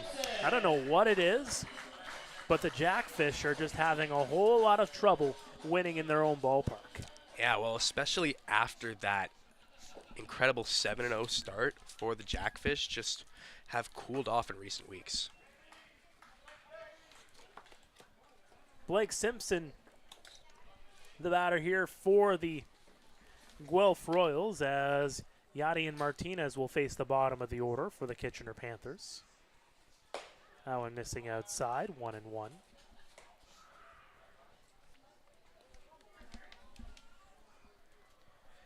Simpson in 25 at-bats, batting just 120 on the season. 4 walks, 5 strikeouts. Chopper there. Towers fields it over to first on the run, gets the outs. Good job there by Charlie Towers over at second base. Yeah, what a job by Towers. Getting to that ball, has to cover some major ground for it, then throws it off balance, off the back foot to get the out at first base. Just a textbook play right there from the second baseman. And this will bring up Carson Burns, who is 0 for 1 on the night. Struck out back in the second inning. First pitch he sees right in on the hands and over to first, and 1 pitch, 1 out. Yeah, well, busy inning out there for Charlie Towers. Back-to-back pitches, back-to-back plays. What a soft contact I saw there from Yadian Martinez delivering to Carson Burns there. Felt like Carson might have been able to get a little bit more power from the end of the bat, but may have just handcuffed him a little bit, kind of a, oh, you're throwing to me, and all right, I'm just going to make contact. Here we go. Yeah, well, Martinez had a good night. No runs on the night. 36 strikes to just 19 balls, or 37 now after that pitch. So what you want to be seeing from this starting pitcher? You know, this team has put up some pitching gems throughout the season. I mean, Owen McNeil, his last 2 starts have just been phenomenal for this team. Upstairs, 1-2 the count here on Ashton Patterson.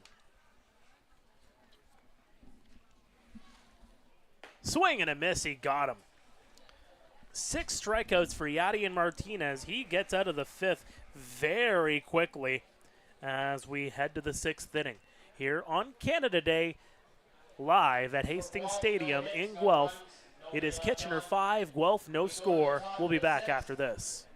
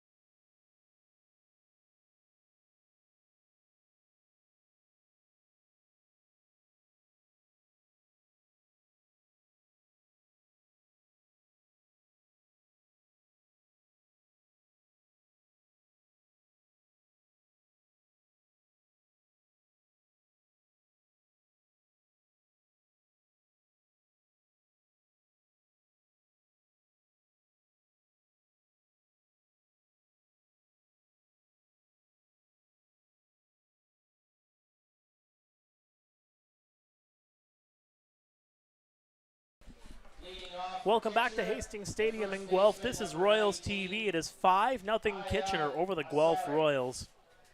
Mark Perry, Noam Streifer. Glad to have you along for the ride. As Jordan Taylor will go up here against Ayad Ansari, Jamie Cabral, and Jordan Mandalay due up in the 6th. Special congratulations to Jacob Cush, as that one's going to go across for a strike. His masterful performance against the Maple Leafs on Saturday was enough to earn him Pitcher of the Week honors in the Intercounty Baseball League. Yeah, well, I was there at that game, experiencing it firsthand. That one's sent high. Shallow center field. JD calls everyone off, and he'll make the catch. Yeah, well, and Cush in that game pitched 8 innings of 1-run ball, but didn't allow a single earned run.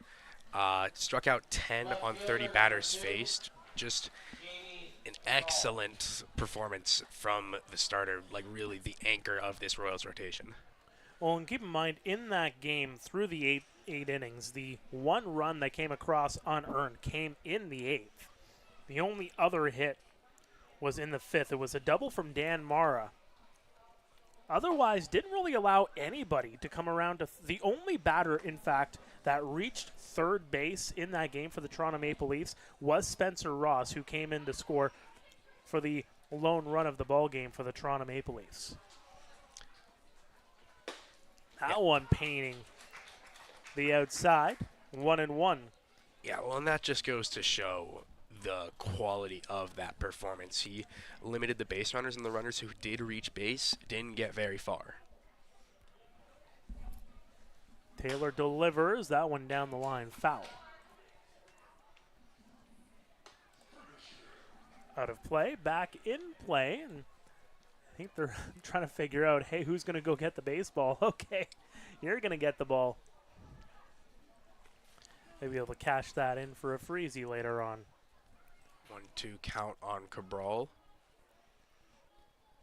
Good set up outside here by Ward. The delivery, swing, and he chased after it, but made contact just enough to stay alive. One thing also to keep in mind here, with it being Canada Day, people are starting to set off fireworks around this point in time as sunset is, just right around the corner here. If not imminent, with us being under the lights here, we're hearing some fireworks in the distance. We're not too far from Riverside Park where they're having a fireworks celebration there to wrap up the day. The 1-2, swing and a miss, he got him. Yeah, well, and after Cabral basically threw the bat at that last pitch to make contact, Taylor comes back with an absolute heater up in the zone that he just cannot catch up to. Really good pitch sequencing from Taylor to induce the strikeout there. So with 2 away, Jordan Mandalay will come up for the 4th time tonight. See what his approach looks like, being 0 for 3 on the evening. You can really hear the Roman candles going off in the distance here at Exhibition Park. Yeah, well, Mandalay not the biggest guy, just 5'7", 172, but has a very commanding presence in the box. Puts that one down the line, and that's a foul ball. Yeah, sets himself up big. Sets himself up big. Very big, wide swing, just commanding in the batter's box. Really controls the count, controls the at-bat, which is when he's at his best.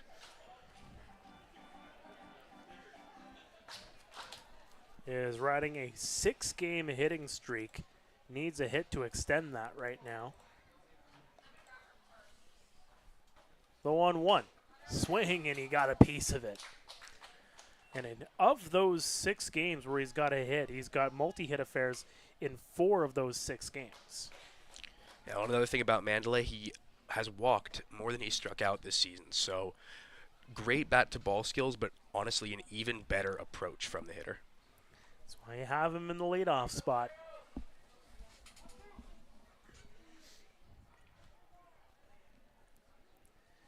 Set up here from Taylor. The 1-2. Into the dirt. Good block from Ward. Yeah, good pitch from Taylor to sort of try and change the eye level there. Doesn't get the swing that he wanted, but you got 4 balls to work with in a count, so you might as well use them. The setup, the pitch, that one fouled away. And,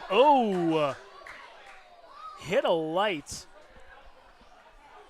Looks like everybody's all right there. That one hit one of the lights right near the Panthers dugout. And there's just plastic everywhere on that side. Wow. Just to the right there. And this might require a moment to get things cleaned up. I don't know what the call is going to be here. Yeah, that was a hot shot that hit the light here at Hastings Stadium. We apologize we don't have the angle for you on that one, but we got the cleaning crew coming out here to try to clear this away. Because keep in mind, too, yes, it's kind of in that corner area there and well away from the play, but, safety comes first. You have the Panthers players that are around there. Kids are kind of running in the vicinity as well, in behind the fence. And then also, it's technically in play too. You do not want a catcher going in there, maybe a slip and a fall, and you're cutting yourself on plastic there. Yeah, just absolute no-brainer. Take a minute here, clean up a little bit. You don't want a Kitchener Panther getting plastic in their shoe, getting cut while they're on deck. You don't want a fan getting hit by the plastic there. It's just better safe than sorry. And just a good approach here. Alberto Gonzalez having a word with Jordan Mandalay here at home plate. Just, in the middle of the at-bat, trying to settle him and try to figure out how you want to approach Jordan Taylor here. We're going to take a 30-second break. We'll be back after this. Don't go anywhere. This is Royals TV.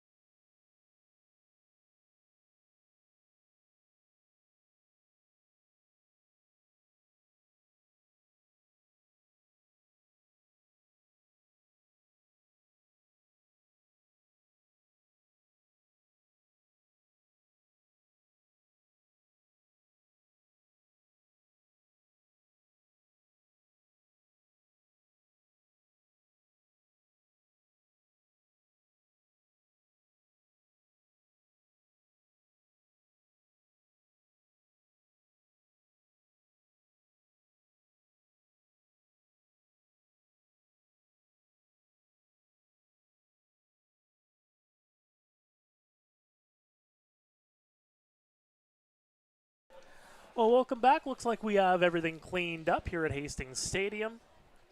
If you just missed it, Jordan Mandelay's foul ball knocked out a light right above the Panthers dugout. Sent plastic all the way down. They've cleaned up the plastic, and we're ready for some baseball here yet again. And Jordan Mandelay hits that one into the same area. I think he's aiming for that light. He might be. Well, he just fouls one away, and it remains a 2-2 count.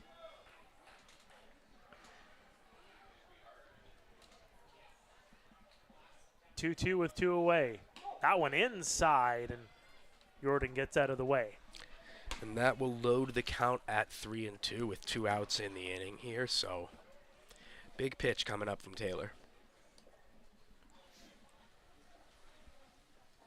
Here it comes. That one laced over to LaRue. Gets over on the run, over to first in time. They'll get the out, and that's a 1-2-3 inning.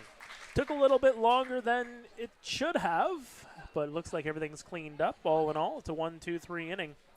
And we'll head to the bottom half of the 6th with the Guelph Royals. Time's running out on them. Yes, it's only the 6th inning, but 5-0 lead. With the way that they have been hitting here thus far against Yadi and Martinez, they got to figure him out, and they got to figure him out quick. Yeah, well, this is the point in the game where when you're down 5, you start to count outs. You know, there's no clock in baseball, but the thing that you hold dearest to your heart in a baseball game is your 27 outs. So we've gotten to the point where the Royals are going to have to start coming up with something before it gets to be too late.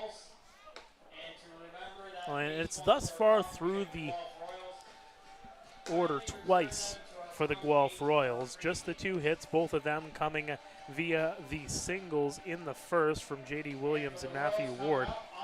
But since then, Yadi and Martinez, I mean, you add it up, 3, 6, 7, 8, 9, 10, 13, 14. He has retired 13 of the last 14 Royals batters. The only one not retired was a walk to Ward back in the 4th.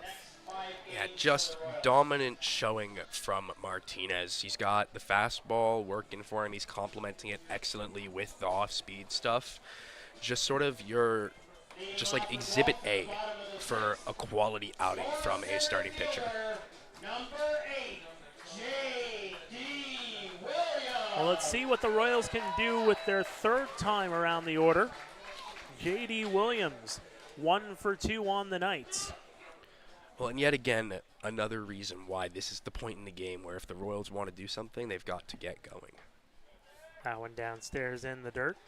Third time through the order is generally when the pitcher is at his weakest, and the batters have seen him multiple times now. Chopper there is going to go out of play.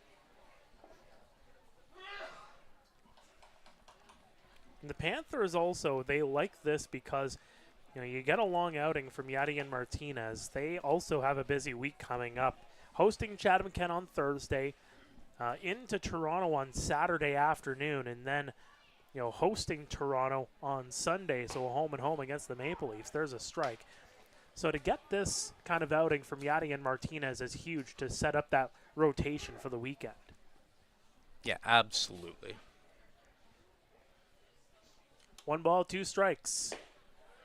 Misses JD there, and it's a 2-2 count on Williams. Williams has some experience in affiliated ball. He was drafted in the 17th round by the Cincinnati Reds. Puts that high. Deep into center field, and Osawa makes the catch. And just some tough luck there for Williams. Got to the ball, hit some hard contact, just happened to hit it right near where the center fielder was standing to the deepest part of the park. So, good showing from Williams, just an unfortunate outcome. So now that brings up Connor Morrow, who's 0 for 2.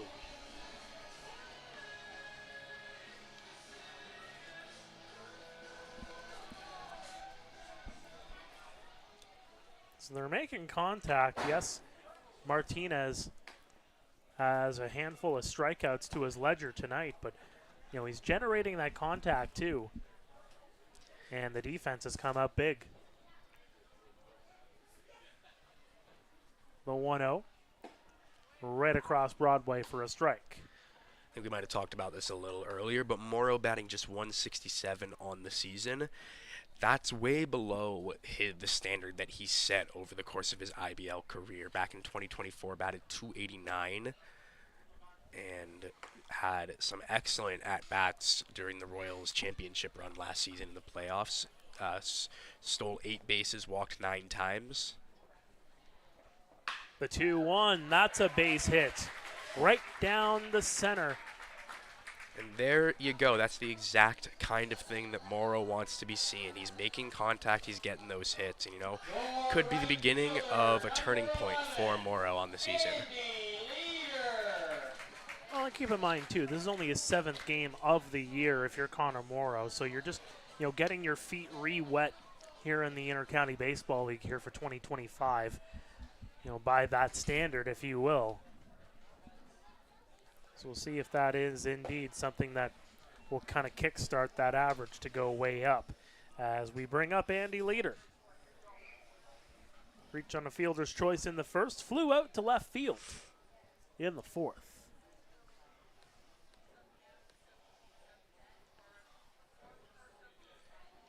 Ibarra sets up outside, swing and a miss.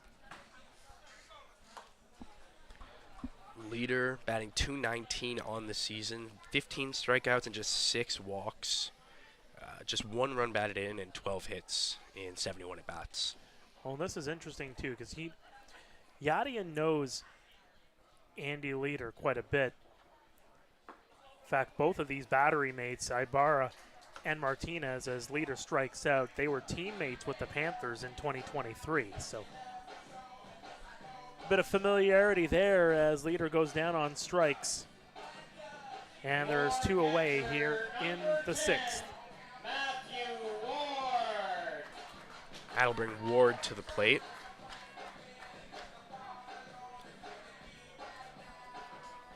Ward 1 for 1 on the day with a walk.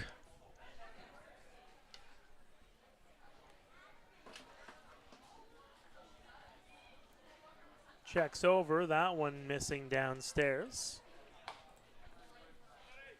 Hit that single back in the first, but stranded out there after Hammond flew out to right field. That one's blasted high towards Penalve, and Penalve makes the catch. Yasvani Penalve on the run goes on the underhand to make that grab, and that'll do it. As we head to the 7th here at Hastings Stadium, it is Kitchener 5, Guelph no score here on Royals TV.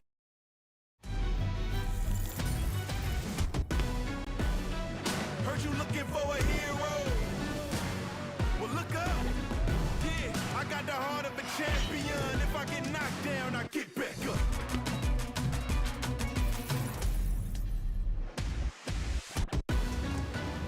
I got the heart of a champion. If I get knocked down, I get back up. Hardline drive up the middle. Whoa! Lindor out of nowhere. How did he do that? That Lindor can play. I don't know about that hair. And don't get me started on those gloves. I don't know. I kind of like it. It's time for a revolution. The Ref 1X by Rollins.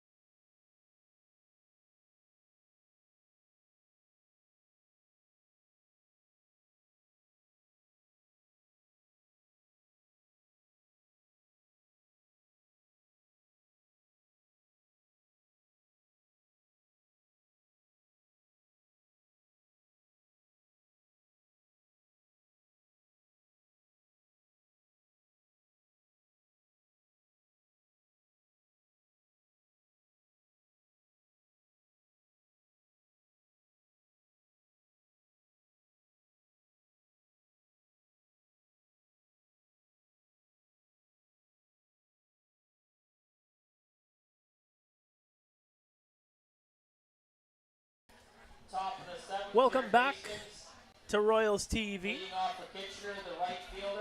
It'll be the heart of the order due up here for the Kitchener Panthers. Yasvani Penalve, Junior Ibarra, and Charlie Towers. As Kitchener has a 5-0 lead. Quickly out of town scoreboard update. Brantford 25, Chatham-Kent 3. A 7 spot in the 8th inning for the Brantford Red Sox. They have a 25-3 lead on the Chatham-Kent Barnstormers. How about that? The Barrie Baycats with the lead in the bottom of the 9th at 6-3 over the London Majors. The Welland Jackfish have put on a couple of runs, but it is a final score. The Maple Leafs 4, the Welland Jackfish 2. So the Jackfish fall to the Maple Leafs for the second time in as many games. Penalve, 1 for 3. Singled back in the first. And he'll chop that one foul.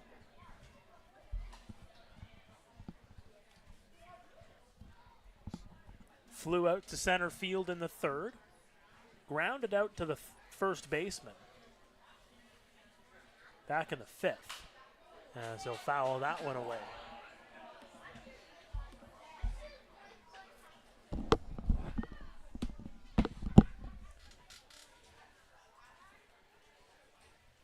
Just third in behind Mateo Porcelato and John Javier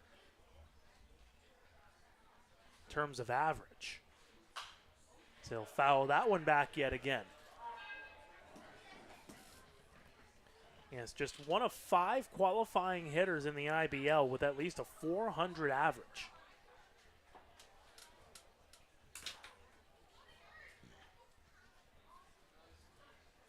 You can see why, the battling that he's doing here. As he laces that one right over the glove. Morrow couldn't get it on. And a base hit for Yasvani Penalve. He's 2 for 4.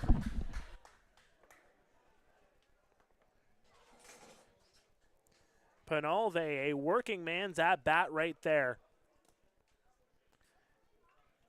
And he will lead things off here in the 7th with a single.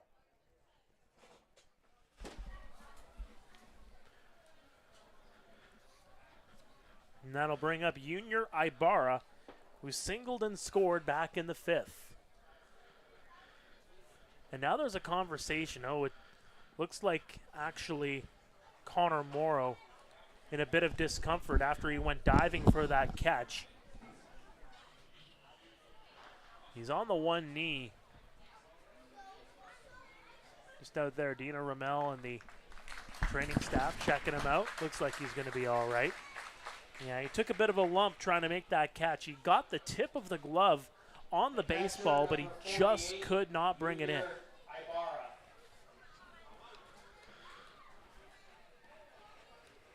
So Junior Ibarra now reached on a fielder's choice in the 1st, struck out in the 3rd, singled and scored in the 5th. As the Panthers will try to extend their lead here.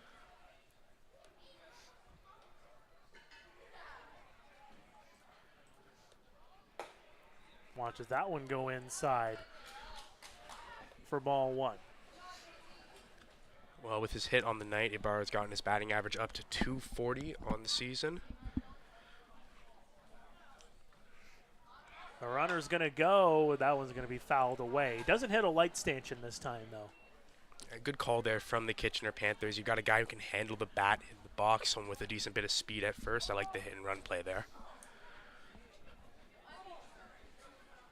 And Penalve, for all the laurels that he has when it comes to the hitting, 2 for 2 on stolen bags this year. So doesn't steal often, but he picks his spots. And there he goes again, as that one's going to be put into right field. A base hit for Junior Ibarra. Circling around to 3rd is Penalve, and the runners are on the corners here with nobody away in the 7th. Yeah, well, and Penalve is kind of the exact archetype for a hit and run. Someone who doesn't steal often, maybe not the fastest, but still very good on the base pass, very smart, very aware of the game. And you could see it right there, worked out in the Panthers' favor, and now they got runners on the corners with no outs. This will bring up Charlie Towers, who walked back in the 5th. It's a big moment here for the Panthers to try to extend this lead, leading 5-0 here in the 7th. Swing and a miss for strike 1. This is a sticky situation for the Guelph Royals. You gotta get out of this jam here. You gotta keep it 5-0. You're getting into the latter stages of this game. That one's fouled off. You're getting to the latter stages of this game. You don't know if Yadian Martinez is coming back out here for the bottom of the 7th. Although with the way he's been pitching, I wouldn't be shocked if he did go 7 at least.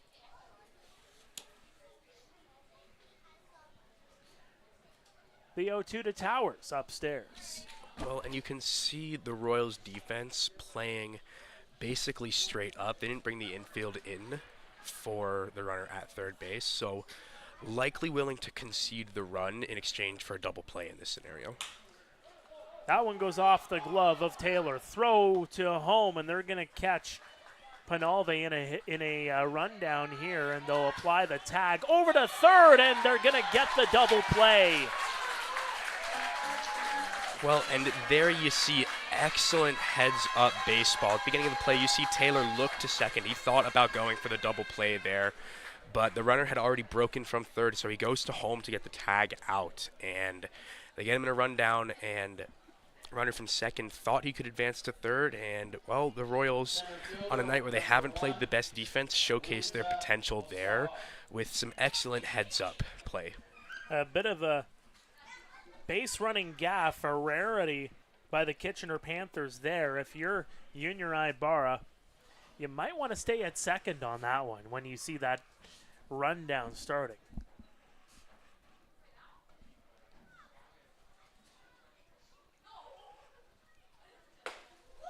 That one taken inside. Runta Osawa up for the 4th time tonight. Dean's pitching a little more slowly. The pace is lightened up a little bit, taking his time, being a little more methodical about his pitches in this moment. That one's laced foul. Well, it's still Jordan Taylor on the hill. Took over for Edgar Garcia.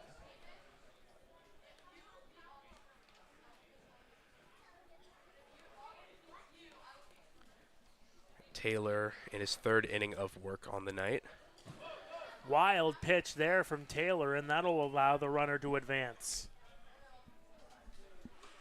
And I mean, in this scenario, with how far you're down, put that runner out of your mind. You're behind in the count right now. You just need to focus on getting this out. Getting this out gets you out of the inning.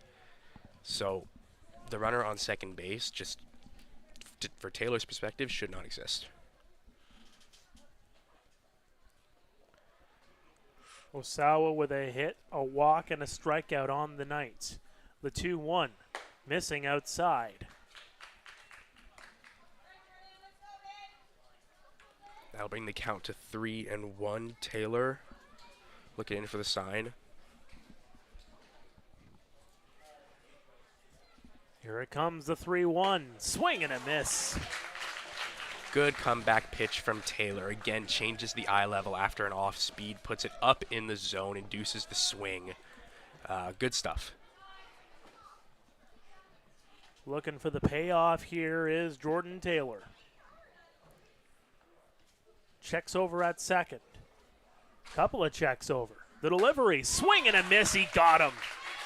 What? Strike 3, and that's going to do it for the visiting half of the 7th inning. And that is a jam that you get out of it. That is a key play in this game where you get that double play.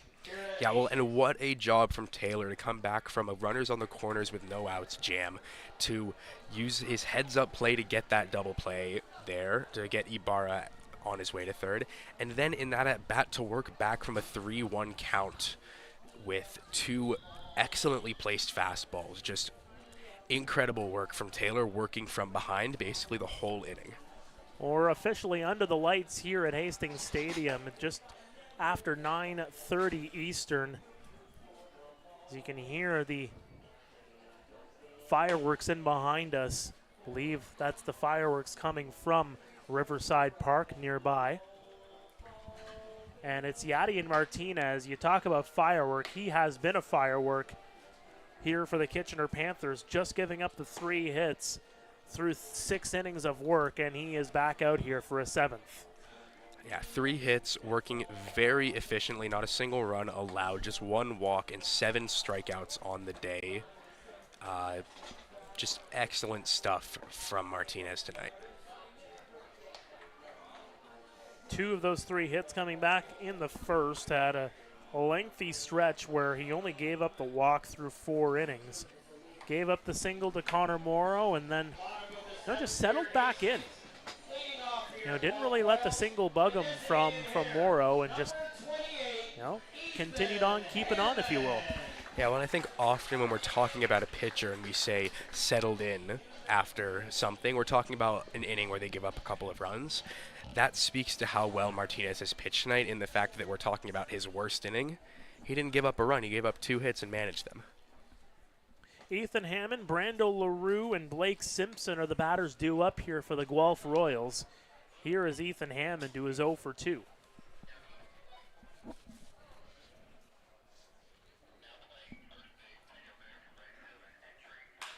That one's put into left center, and that is going to drop in front of Jamie Cabral, a base hit here for Ethan Hammond. Nice hit by Hammond, gets it off the end of the bat, but is able to bloop it into left field for that base hit. Hit it on a line. Just professional at bat, gets it between the gap, even if he didn't hit it as hard as he could.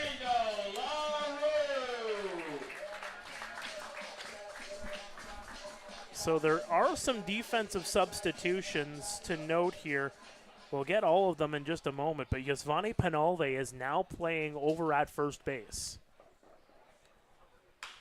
Chopper, fielded there by Fuji, and he just airmails that one right into the outfield. Hammond circles around, and he gets into third base.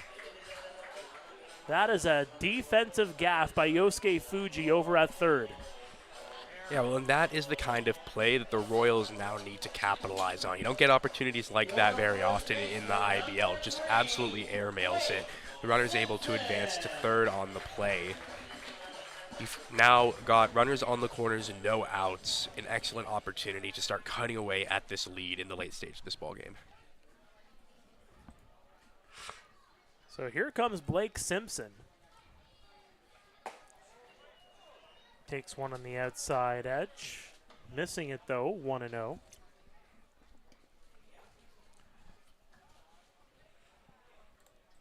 So it will be an error charged to Fuji that allows LaRue to get on to first. Allen missing outside, 2-0. I don't really see how that's charged as anything but an error. Yeah, he sent that one about 20 yards into the right field area.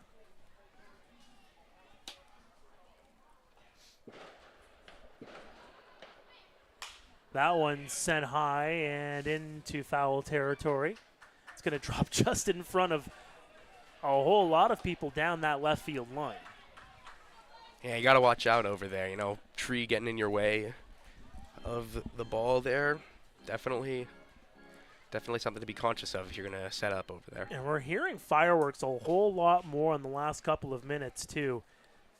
It seems like it's getting closer as well, so that'll be something to key in on, as it's going to be a mental game to just kind of block out the outside noise, if you will, from those fireworks and just, you know, continue playing the game here.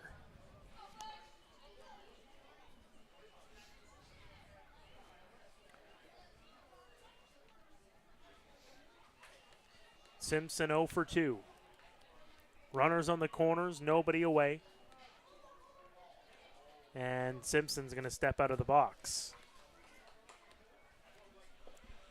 Simpson batting just 111 on the season, 3 hits and 25 at bats, just 3 RBIs. Good block there from Ibarra. 4 walks to 5 strikeouts, so there is some promise in the hitting approach there.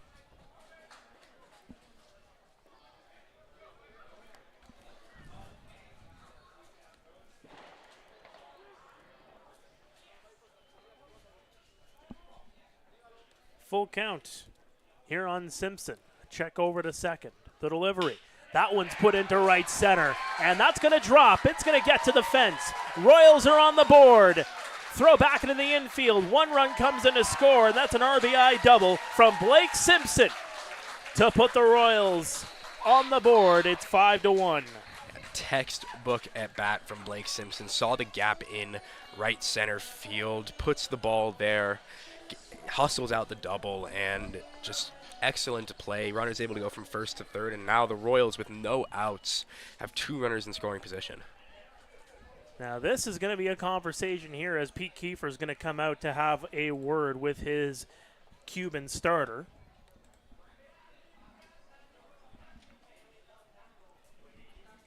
Hasn't taken the ball from him.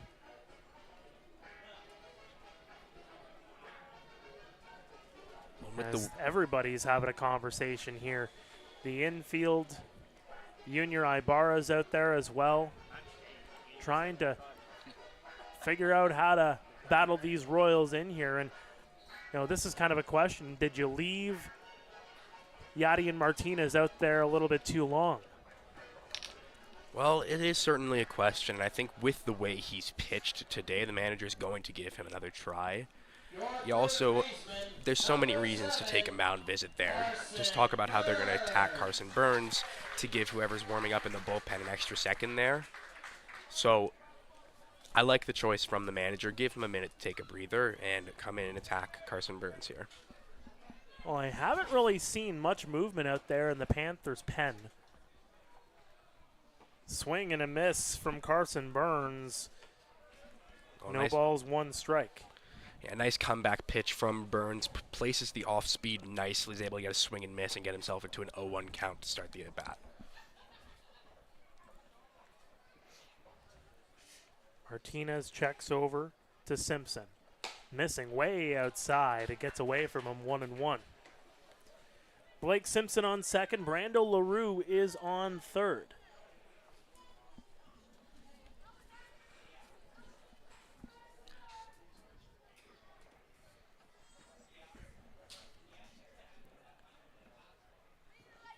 The delivery, that one just missing downstairs. Didn't miss by much, though. Burns spent some time with Northwest Nazarene University, Division II in the NCAA.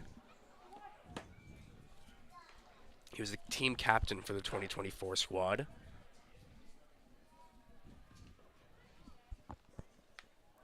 The 2-1 missing again on the outside as Junior Ibarra tried to bring that one into the strike zone, just couldn't get the call. Well, a nice job by Burns after getting him down 0-1. Is able to work the count back to 3-1 and put himself in a position to succeed. Martinez deals. Missing outside yet again, and the bases are loaded. And just like that, the tying run will come up to the dish.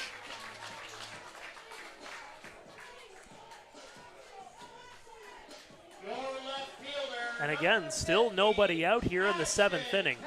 This is the opportunity that the Guelph Royals have been waiting for in this game. Nobody away, runners on base, a chance to really do some damage on the Kitchener Panthers. Well, and a chance for Ashton Patterson in particular to turn his season around, batting just 136 on the year with 14 strikeouts and 44 at-bats.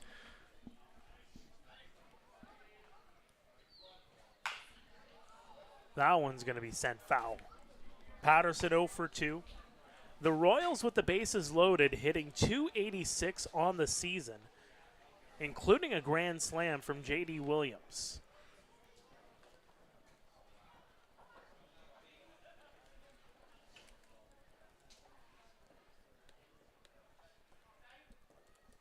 The 0-1 missing on the outside. Patterson of note is 0 for 6. Or rather, he's got 6 at-bats. He's batting .167, 6 RBI with the bases loaded this season. The 1-1. That one down the line, just foul. Just barely evading Brando LaRue there at the same time. And Patterson batting just 125 this season against the Kitchener Panthers in 13 at-bats.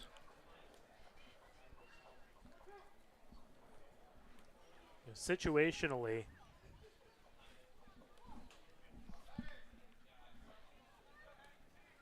the Kitchener Panthers with the bases loaded, allowing the opposition to hit .417 as he gets a whiff there.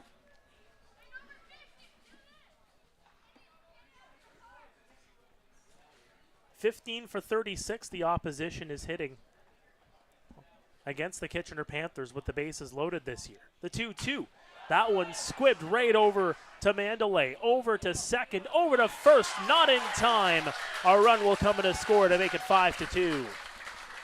And that's a solid play from your number 9 hitter. He's able to leg out the fielder's choice there, brings in an RBI, and still the Royals have the tying run at the plate in a position to score with the J.D. Davis in the top of the order coming up now.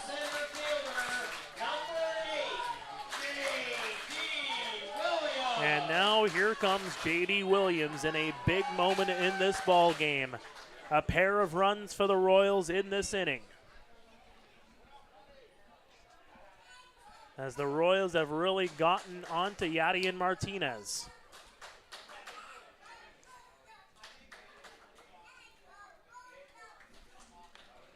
The delivery, that one right across Broadway for strike one.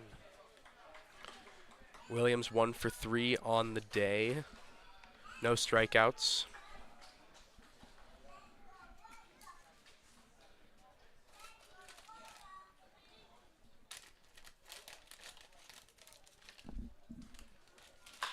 That one's put into center field. Osawa will get underneath it. He'll make the catch and throw it back into the infield. No throw to home, and it's 5-3. Solid at-bat from Williams. Brings in the tying run, has productive at-bat. Even on that play, just unfortunate luck with the ball going right to the center fielder. Got a hold of it and has something to show for it, but maybe not as much as he'd like. And now here comes Connor Morrow. big inning here for the Guelph Royals. 3 runs, and they have really made it close. A nail biter here on a Saturday night. Squares up to bunt, doesn't go around though.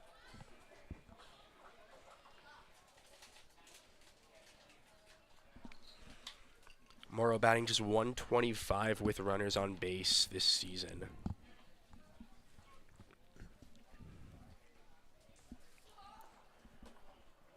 Swing and a miss.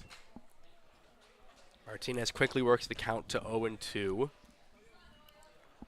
Not going to lie, I think that's Ansari that is out in right field. I believe Ansari and Penalve just swap spots.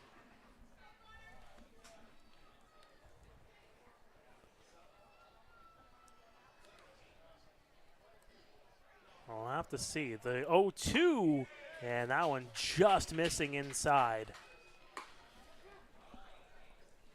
Good pitch from Martinez, trying to get the chase on an 0-2 count here.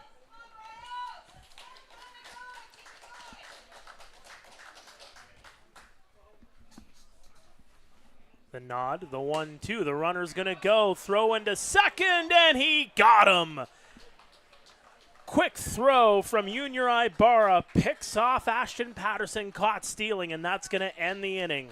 But the Royals get 3 on the board. It is a 5-3 ball game as we head to the 8th here at Hastings Stadium. We are live on Royals TV. We'll be back after this.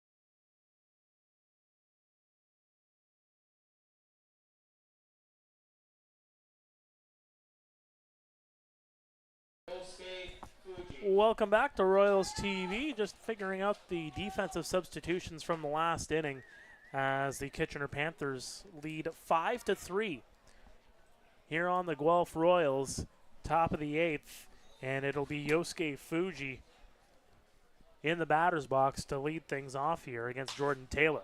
Pops that one up. Shallow left field. Morrow calling people off, and he'll make the catch. Nice play there by Morrow, sticking with the ball even though it goes above the lights into the twilight. Hitter, number 11, A.J. Carosis. So A.J. Carosis, who is 1 for 3 with a triple here tonight.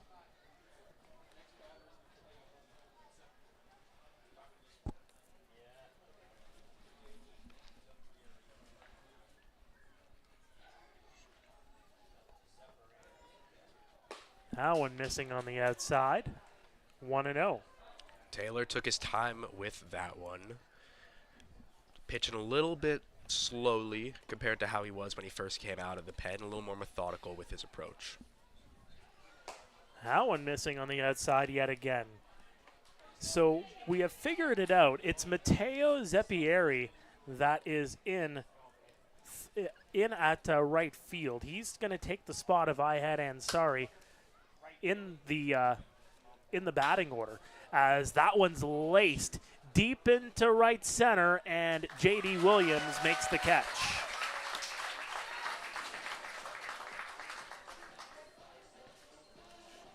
So Matteo Zeppieri will come up here. 31, Matteo Zeppieri.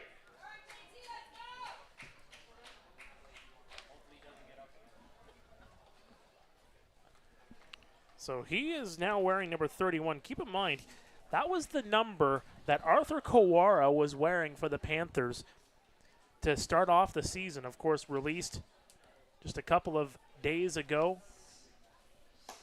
That one missing way outside. So Zeppieri is a junior-aged player, but he is on the active 28-man roster. Zeppieri most recently spent time with Mount St. Mary's of the NCAA. Pops that one up in the infield. Burns gets underneath it. He can't make the grab. And Zeppieri will stay on base. Just more defensive difficulty from Carson Burns over there at third base. Just unfortunate, especially 2 outs. Taylor was cruising through the inning. Not what you want to see. So the inning continues here for the Kitchener Panthers, and Jamie Cabral will come up.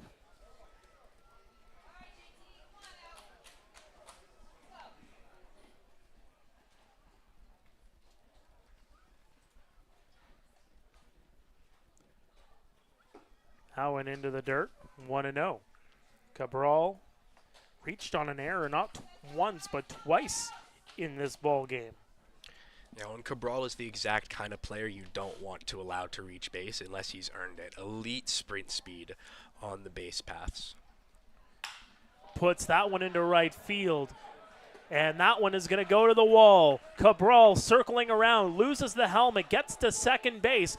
He gets the wave. Coming in to score is going to be Zeppieri. And now here's an opportunity, sliding in safely. That is an inside the park home run for Jamie Cabral. He circles the wagons, and it is 7-3 Kitchener. Well, and there you go, right there. Cabral using his elite sprint speed to just cause some havoc on the base pass. He torches it into the right center gap and gets into third easily with the triple, and a passed ball allows him to come in to score. Again, shaky defense from the Guelph Royals comes back to bite them immediately. The defensive gaffes continue here for the Guelph Royals tonight. And how about that as Jamie Cabral circles the bases and comes in to score. Officially will be marked off as a triple. And there is another hard hit ball into right field. Jordan Mandalay gets on. The Panthers are getting things rolling here in the 8th. Well, and now's the point in his outing where you start to wonder, is the fatigue getting to Taylor? He's pitching significantly slower than he was when he first came out. He's lost some zip on the fastball. The off-speed isn't as well controlled, and he's now given up 2 sharply hit balls in a row. Yasvani Penalve with a runner on base. The runner's going to go, throw into second base, and he got him. Jordan Mandalay trying to steal second. He's picked off by Matthew Ward, and that will end the inning, but not before some heroics from Jamie Cabral comes around to score on an RBI triple. You could call it an inside the Parker, as he did come around to score, but it's officially marked off as a triple. It's 7-3 Kitchener as we head to the bottom of the 8th. How about that one? Yeah, tough inning for the Guelph Royals.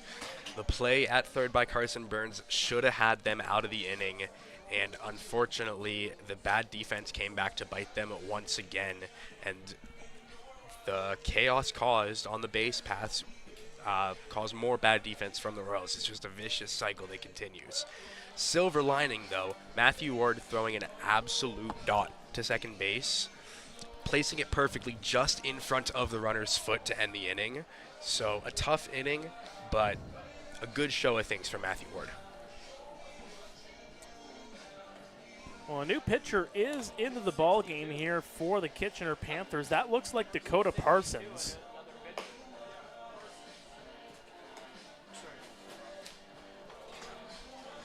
Parsons spent some time in the Frontier League with the Trois-Rivières, also an Arizona Diamondbacks free agent showcase invite in 2024. Has a good fastball and some very nice swing and miss stuff on the season. Not the results that he was expecting, a 6.75 ERA over 4 games and 5.1 innings pitched, but 5 strikeouts to 5 walks. Well, Dakota Parsons here is usually, last year he was more in kind of a starting role. Now Dakota Parsons, you're seeing him here as more of a reliever. He's been used as a reliever a lot more often here in 2025. And I mean, those numbers, you'd like to see the ERA dip down a little bit more, but you know, he had some flashes of brilliance when he was starting for the Panthers last season. Yeah, well, I think a common misconception in baseball is that bad starters become good relievers. And I just don't think that's necessarily true, because it's a completely different skill to be able to come out and throw your best, your hardest for 1 inning, as it is to try and go 6 quality innings. So definitely a little bit of a learning curve there for Parsons. And it's not to say he was a bad starter last year. You know, he had the record that he did, a 2-4 record on the year. But, you know, in a few of those games, you know, he got some length out of his starts, and, you know, he did some good damage when he was around the Panthers organization. Wasn't around fully around the season, but when he was in there, particularly early on, he would, you know, he'd be a consistent arm to have in that organization.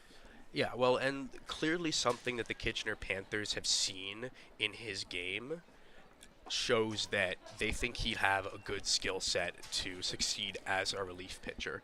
The results haven't necessarily been there yet, but he does have the track record of some quality innings.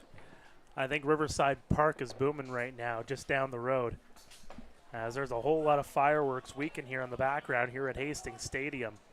That fireworks show. It's good to have fireworks back. They didn't have them at Canada Day here in Guelph last year. The 2-1, missing on the outside. Morrow is 1 for 3.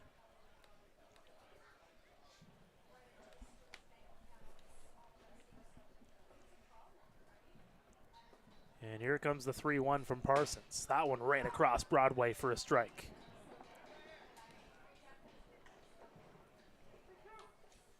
So Yadian Martinez goes 7 innings, gives up 5 hits, 3 runs, none of them earned, 2 walks, 7 strikeouts. That one's blasted high and deep. Is it going to leave the ballpark? It does. A home run for Connor Morrow to make it 7-4. And that is what you kind of expect to see from Connor Morrow. Not off to the hottest start this season, but the track record is there. 2 for 4 on the night tonight with a home run and an RBI. Just what you want to see, and hopefully the start of a nice turnaround for him on the season. Is that the kickstart this Royals team needed? They got 3 runs in the 7th. Add another one there. And here comes Andy Leader. Missing on the outside does Parsons there, 1-0. Leader's 0 for 3 on the night with a strikeout.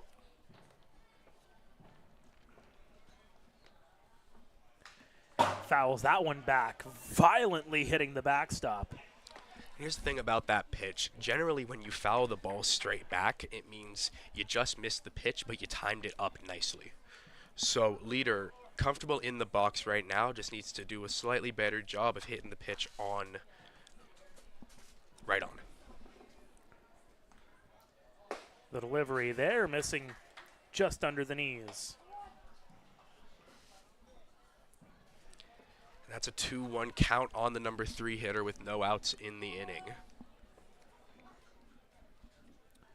The delivery in on the hands, and now he fouled back. You like that delivery from Parsons. You get leader and keep away from the power.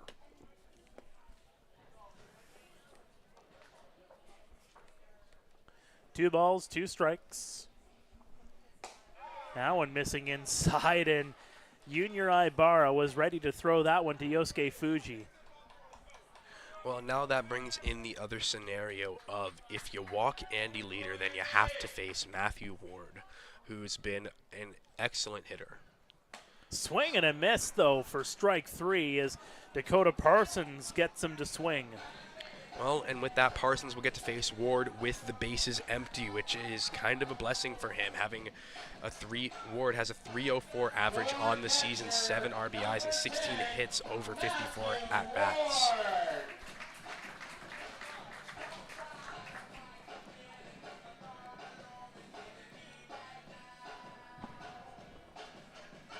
They're going to switch a baseball there. And Ward will take on Parsons here.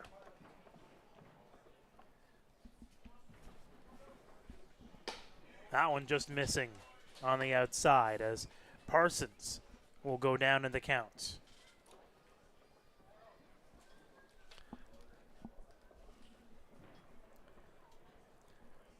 That one missing everybody, including Ibarra. 2-0 is the count now. Parsons, 28 years old, stands at 6'2", weighs 225 pounds, so a big, commanding presence on the mound. Spent some time with Durham College of the OCAA. Another one missing is Dakota Parsons trying to work the outside of the zone there the last few pitches, and he's just missing on the location. Do you think Ward has the green light right now? I think so. You got to get something going. There's a strike. Ward taken all the way in the 3-0 count. At this point in the game, what you need is base runners. You can't tie things with one swing of the bat, so makes sense to make that call there. There's a strike, 3-2. Nice job by Parsons to work back from the 3-0 count to make things full. Puts Ward on the ropes here. The 3-2 right there. Strike 3 gets him looking. 2 away here in the 8th. Well, and what a sequence from Parsons. Struggles with the location the first 3 pitches of that at-bat. Takes a deep breath, comes back with 3 straight fastballs, and just freezes Ward to get the strikeout.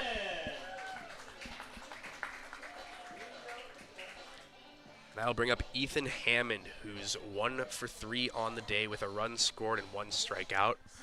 Batting .217 on the season with 9 RBIs and 12 hits. The delivery, and that one just missing on the outside. We said that quite a few times from Dakota Parsons. Seems like there's a trend from Dakota here in this inning. Yeah, well, and the thing is, Parsons starting off the at-bats with some balls and some lack of control, but then has settled in mid-at-bat a couple of times now.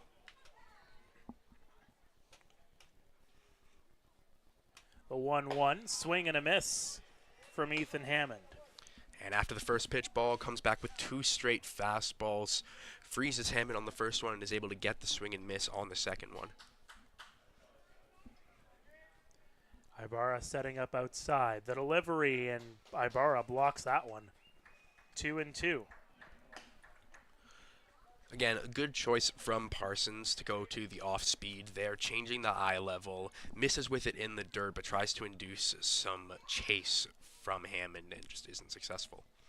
The 2-2 is laced down the line. Foul. Watch out down the line. Yeah, sit down there at your own risk.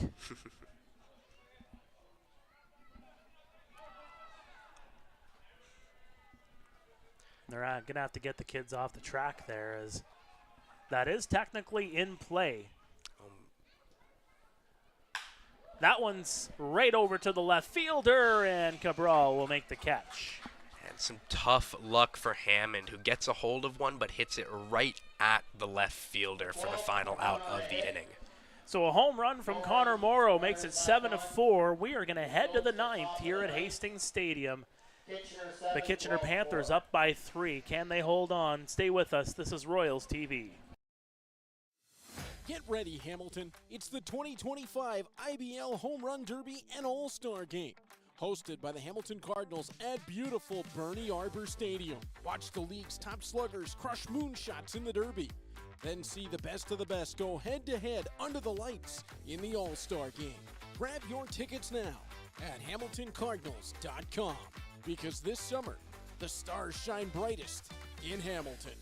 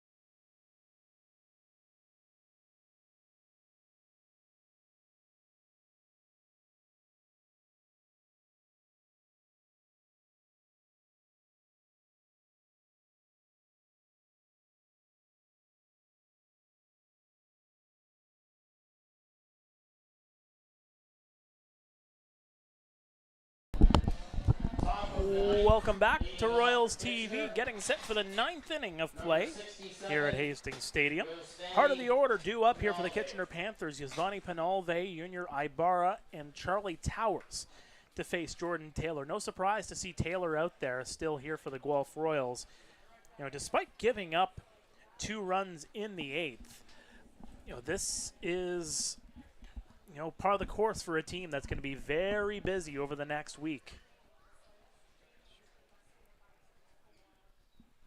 Taylor delivers right across Broadway for strike 1. Out-of-town scoreboard, we're the last game in town, folks. The Barrie Baycats defeating the London Majors 6-5. London scoring 4 of their 5 runs in the final 2 innings of play. Now I'm missing outside. In fact, all the visiting teams have won their games here today. Brantford obviously over Chatham-Kent 25-3. Toronto over Welland 4-2. Kitchener a 7-4 lead, looking to keep that trend going of visiting teams winning on Canada Day here tonight. I just want to touch on something you said earlier about Taylor. Gave up 2 runs last inning. Neither of those runs were charged as earned runs on Taylor. The 2-1 is going to miss outside. Well, and that's exactly it, right? Like, that all comes back to that play from Carson Burns, dropping that ball that would have been the 3rd out. The 3-1, that one's laced up high. A little bit too much air underneath it. Williams and Leader getting over, and Leader's going to come over to make the catch. Yeah, well, those 2 runs on the triple by the Panthers just aren't going to affect Taylor's stat line, and after Garcia has to leave early in the 4th inning, having given up 5 runs, it's excellent for Taylor to have come out and hopefully now be able to complete 9 innings of baseball to set these Royals up when they're about to have a very busy schedule against some tough teams. He's been strong, that's for sure. The delivery to Ibarra, he's just going to watch that one go across just above the knees for a strike.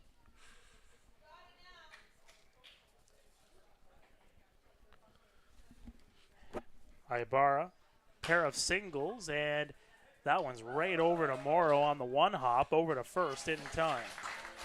Taylor working quickly here in the top of the ninth is able to retire the first two batters with some relative ease. The second baseman, So here comes Charlie Towers, has reached on a fielder's choice twice in this ball game and also walked. All told, he is 0 for 3 on the night. And this is what you need if you are the Guelph Royals. You're down by 3. Just get a quick inning and get it right to the bottom of the ninth. Get it right to the nitty-gritty, as that one missing on the outside for ball 1. It'll be Brando LaRue, Blake Simpson, and Carson Burns due up for the Royals in the bottom of the ninth. Albeit that is if Dino Ramel keeps the lineup as is and doesn't substitute anybody.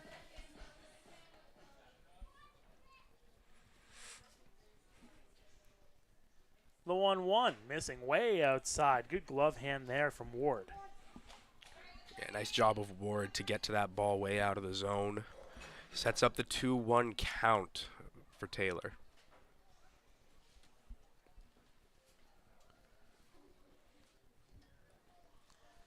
The delivery, check swing, and he went around.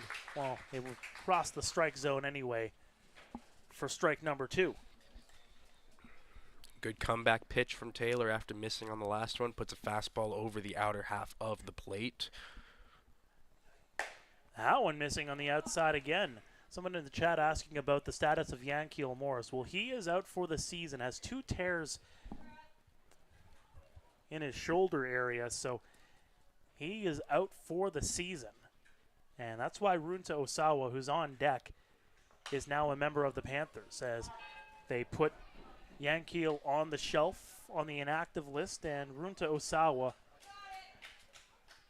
comes in to play.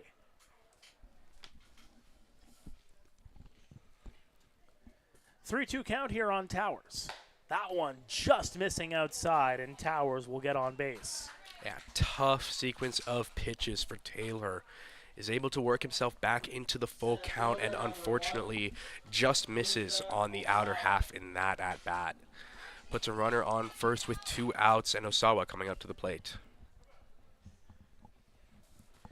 Osawa with a single back in the 5th, has struck out twice in this ball game. Has also scored a run tonight. Yes, indeed he has. Pops that one up high.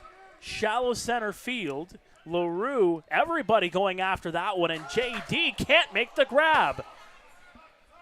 Throw back over to third base, and that one is going to allow Charlie Towers to stay on, and that is just another miscommunication on defense for the Guelph Royals. Yeah, well, and just tough defense by the center fielder, J.D. Williams. But a nice play over at third by Carson Burns to keep that ball in front of him and to keep the run from scoring. So, made the best of a bad situation there. I would imagine that that's going to be an error charged to J.D. Williams. Yeah, just lost the ball above the lights in the twilight. Sometimes that's even as hard as losing a ball in the sun. So Yosuke Fuji with runners on the corners. And Jordan Taylor is going to take a moment here.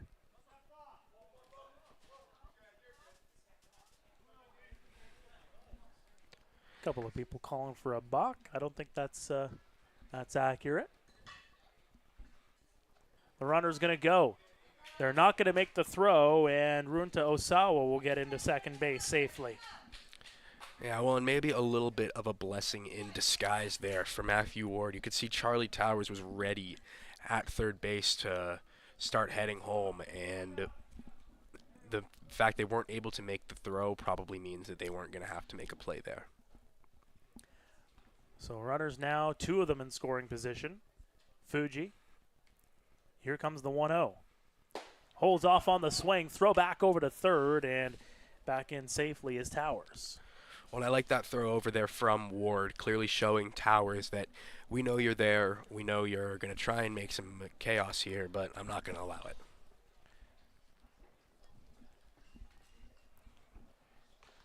Panthers rolling with 2 away yet again. The 2-0 fouled back. And again, this is the second inning in a row. The last inning, you have 2 out. The catch isn't made by Burns for the third out. That allows 2 runs to come into score later on in the inning. 2 runs, or rather 2 outs here in the 9th. A walk and then an error out in the outfield now puts runners on second and third. The little things. The 2-1 missing on the outside. Yeah, well, and to your point, had the Royals made that play at third base in the 8th inning, they'd only be down by 1 heading into the bottom of the 9th. Of course, we can't predict what's going to happen here, but it really changes the landscape of the ball game. Holds off. Did he go around? Yes, he did. 3-2. And a big pitch coming up here. Full count, 2 outs. Runners on second and third. Big moment here at David E. Hastings. Taylor will get the sign. The 3-2. That one's right over toward the dugout. And we'll try again. As Osawa, not afraid whatsoever. He is halfway to third. Nobody keeping him on over at second base. That one's a strike as Yosuke Fuji goes down looking. Taylor nodding his head, talking to himself as he's coming off the mound. What an incredible pitch to finish off a tough top of the 9th with some bad defense. But Taylor is able to make it work and work out of that inning. And high fives from his teammates as he walks, and now it is up to the offense in the bottom half of the 9th. So it'll be Brando LaRue, Blake Simpson, and Carson Burns due up as mentioned before.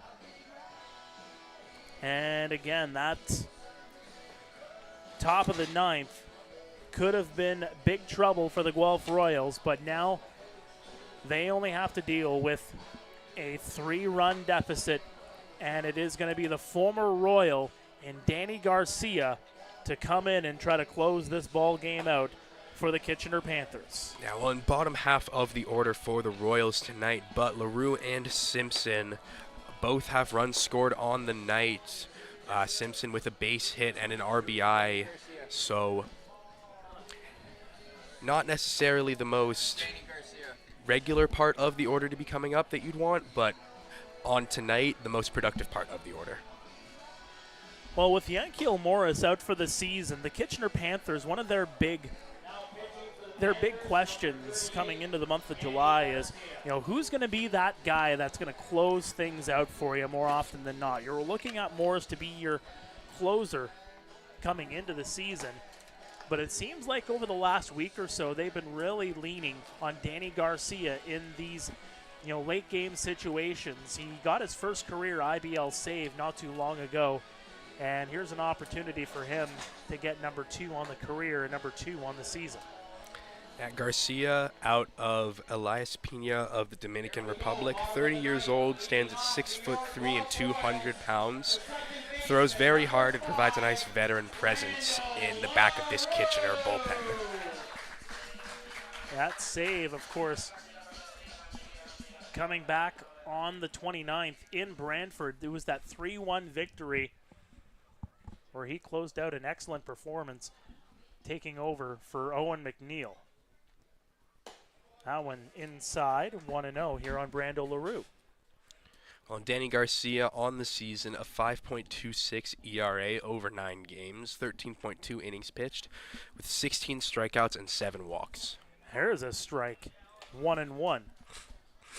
Not to forget that Garcia has also been around, the Brantford Red Sox organization, pitched for them in 2022 and 2023. Puts that one out of play, does Brando LaRue. So here's an opportunity where he can pick up his first 2 career IBL saves, one against one former team, and if he gets out of the jam here, picks up another save against another team he used to play for. The 1-2, foul back again.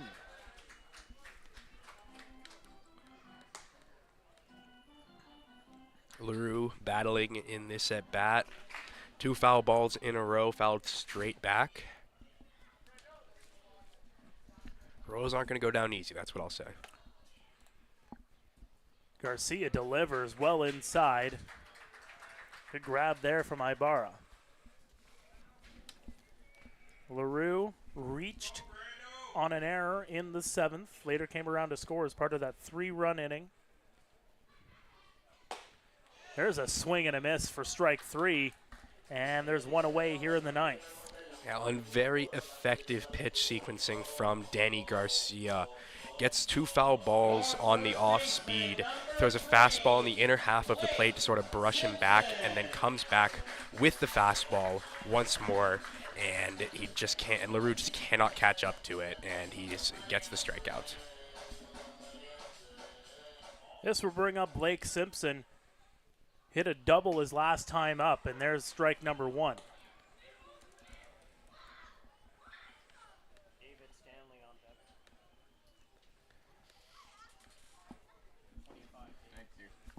The 0-1 chopper in the infield. Towers gets underneath it, gets over, and staying on the bag is Yasvani Penalve, and they'll get the out.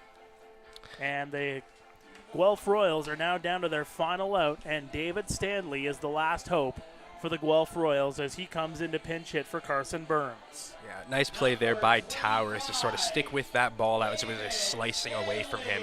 Uses his momentum on the fielding to bring the ball over to first, throws a strike to the first baseman to get the second out of the inning.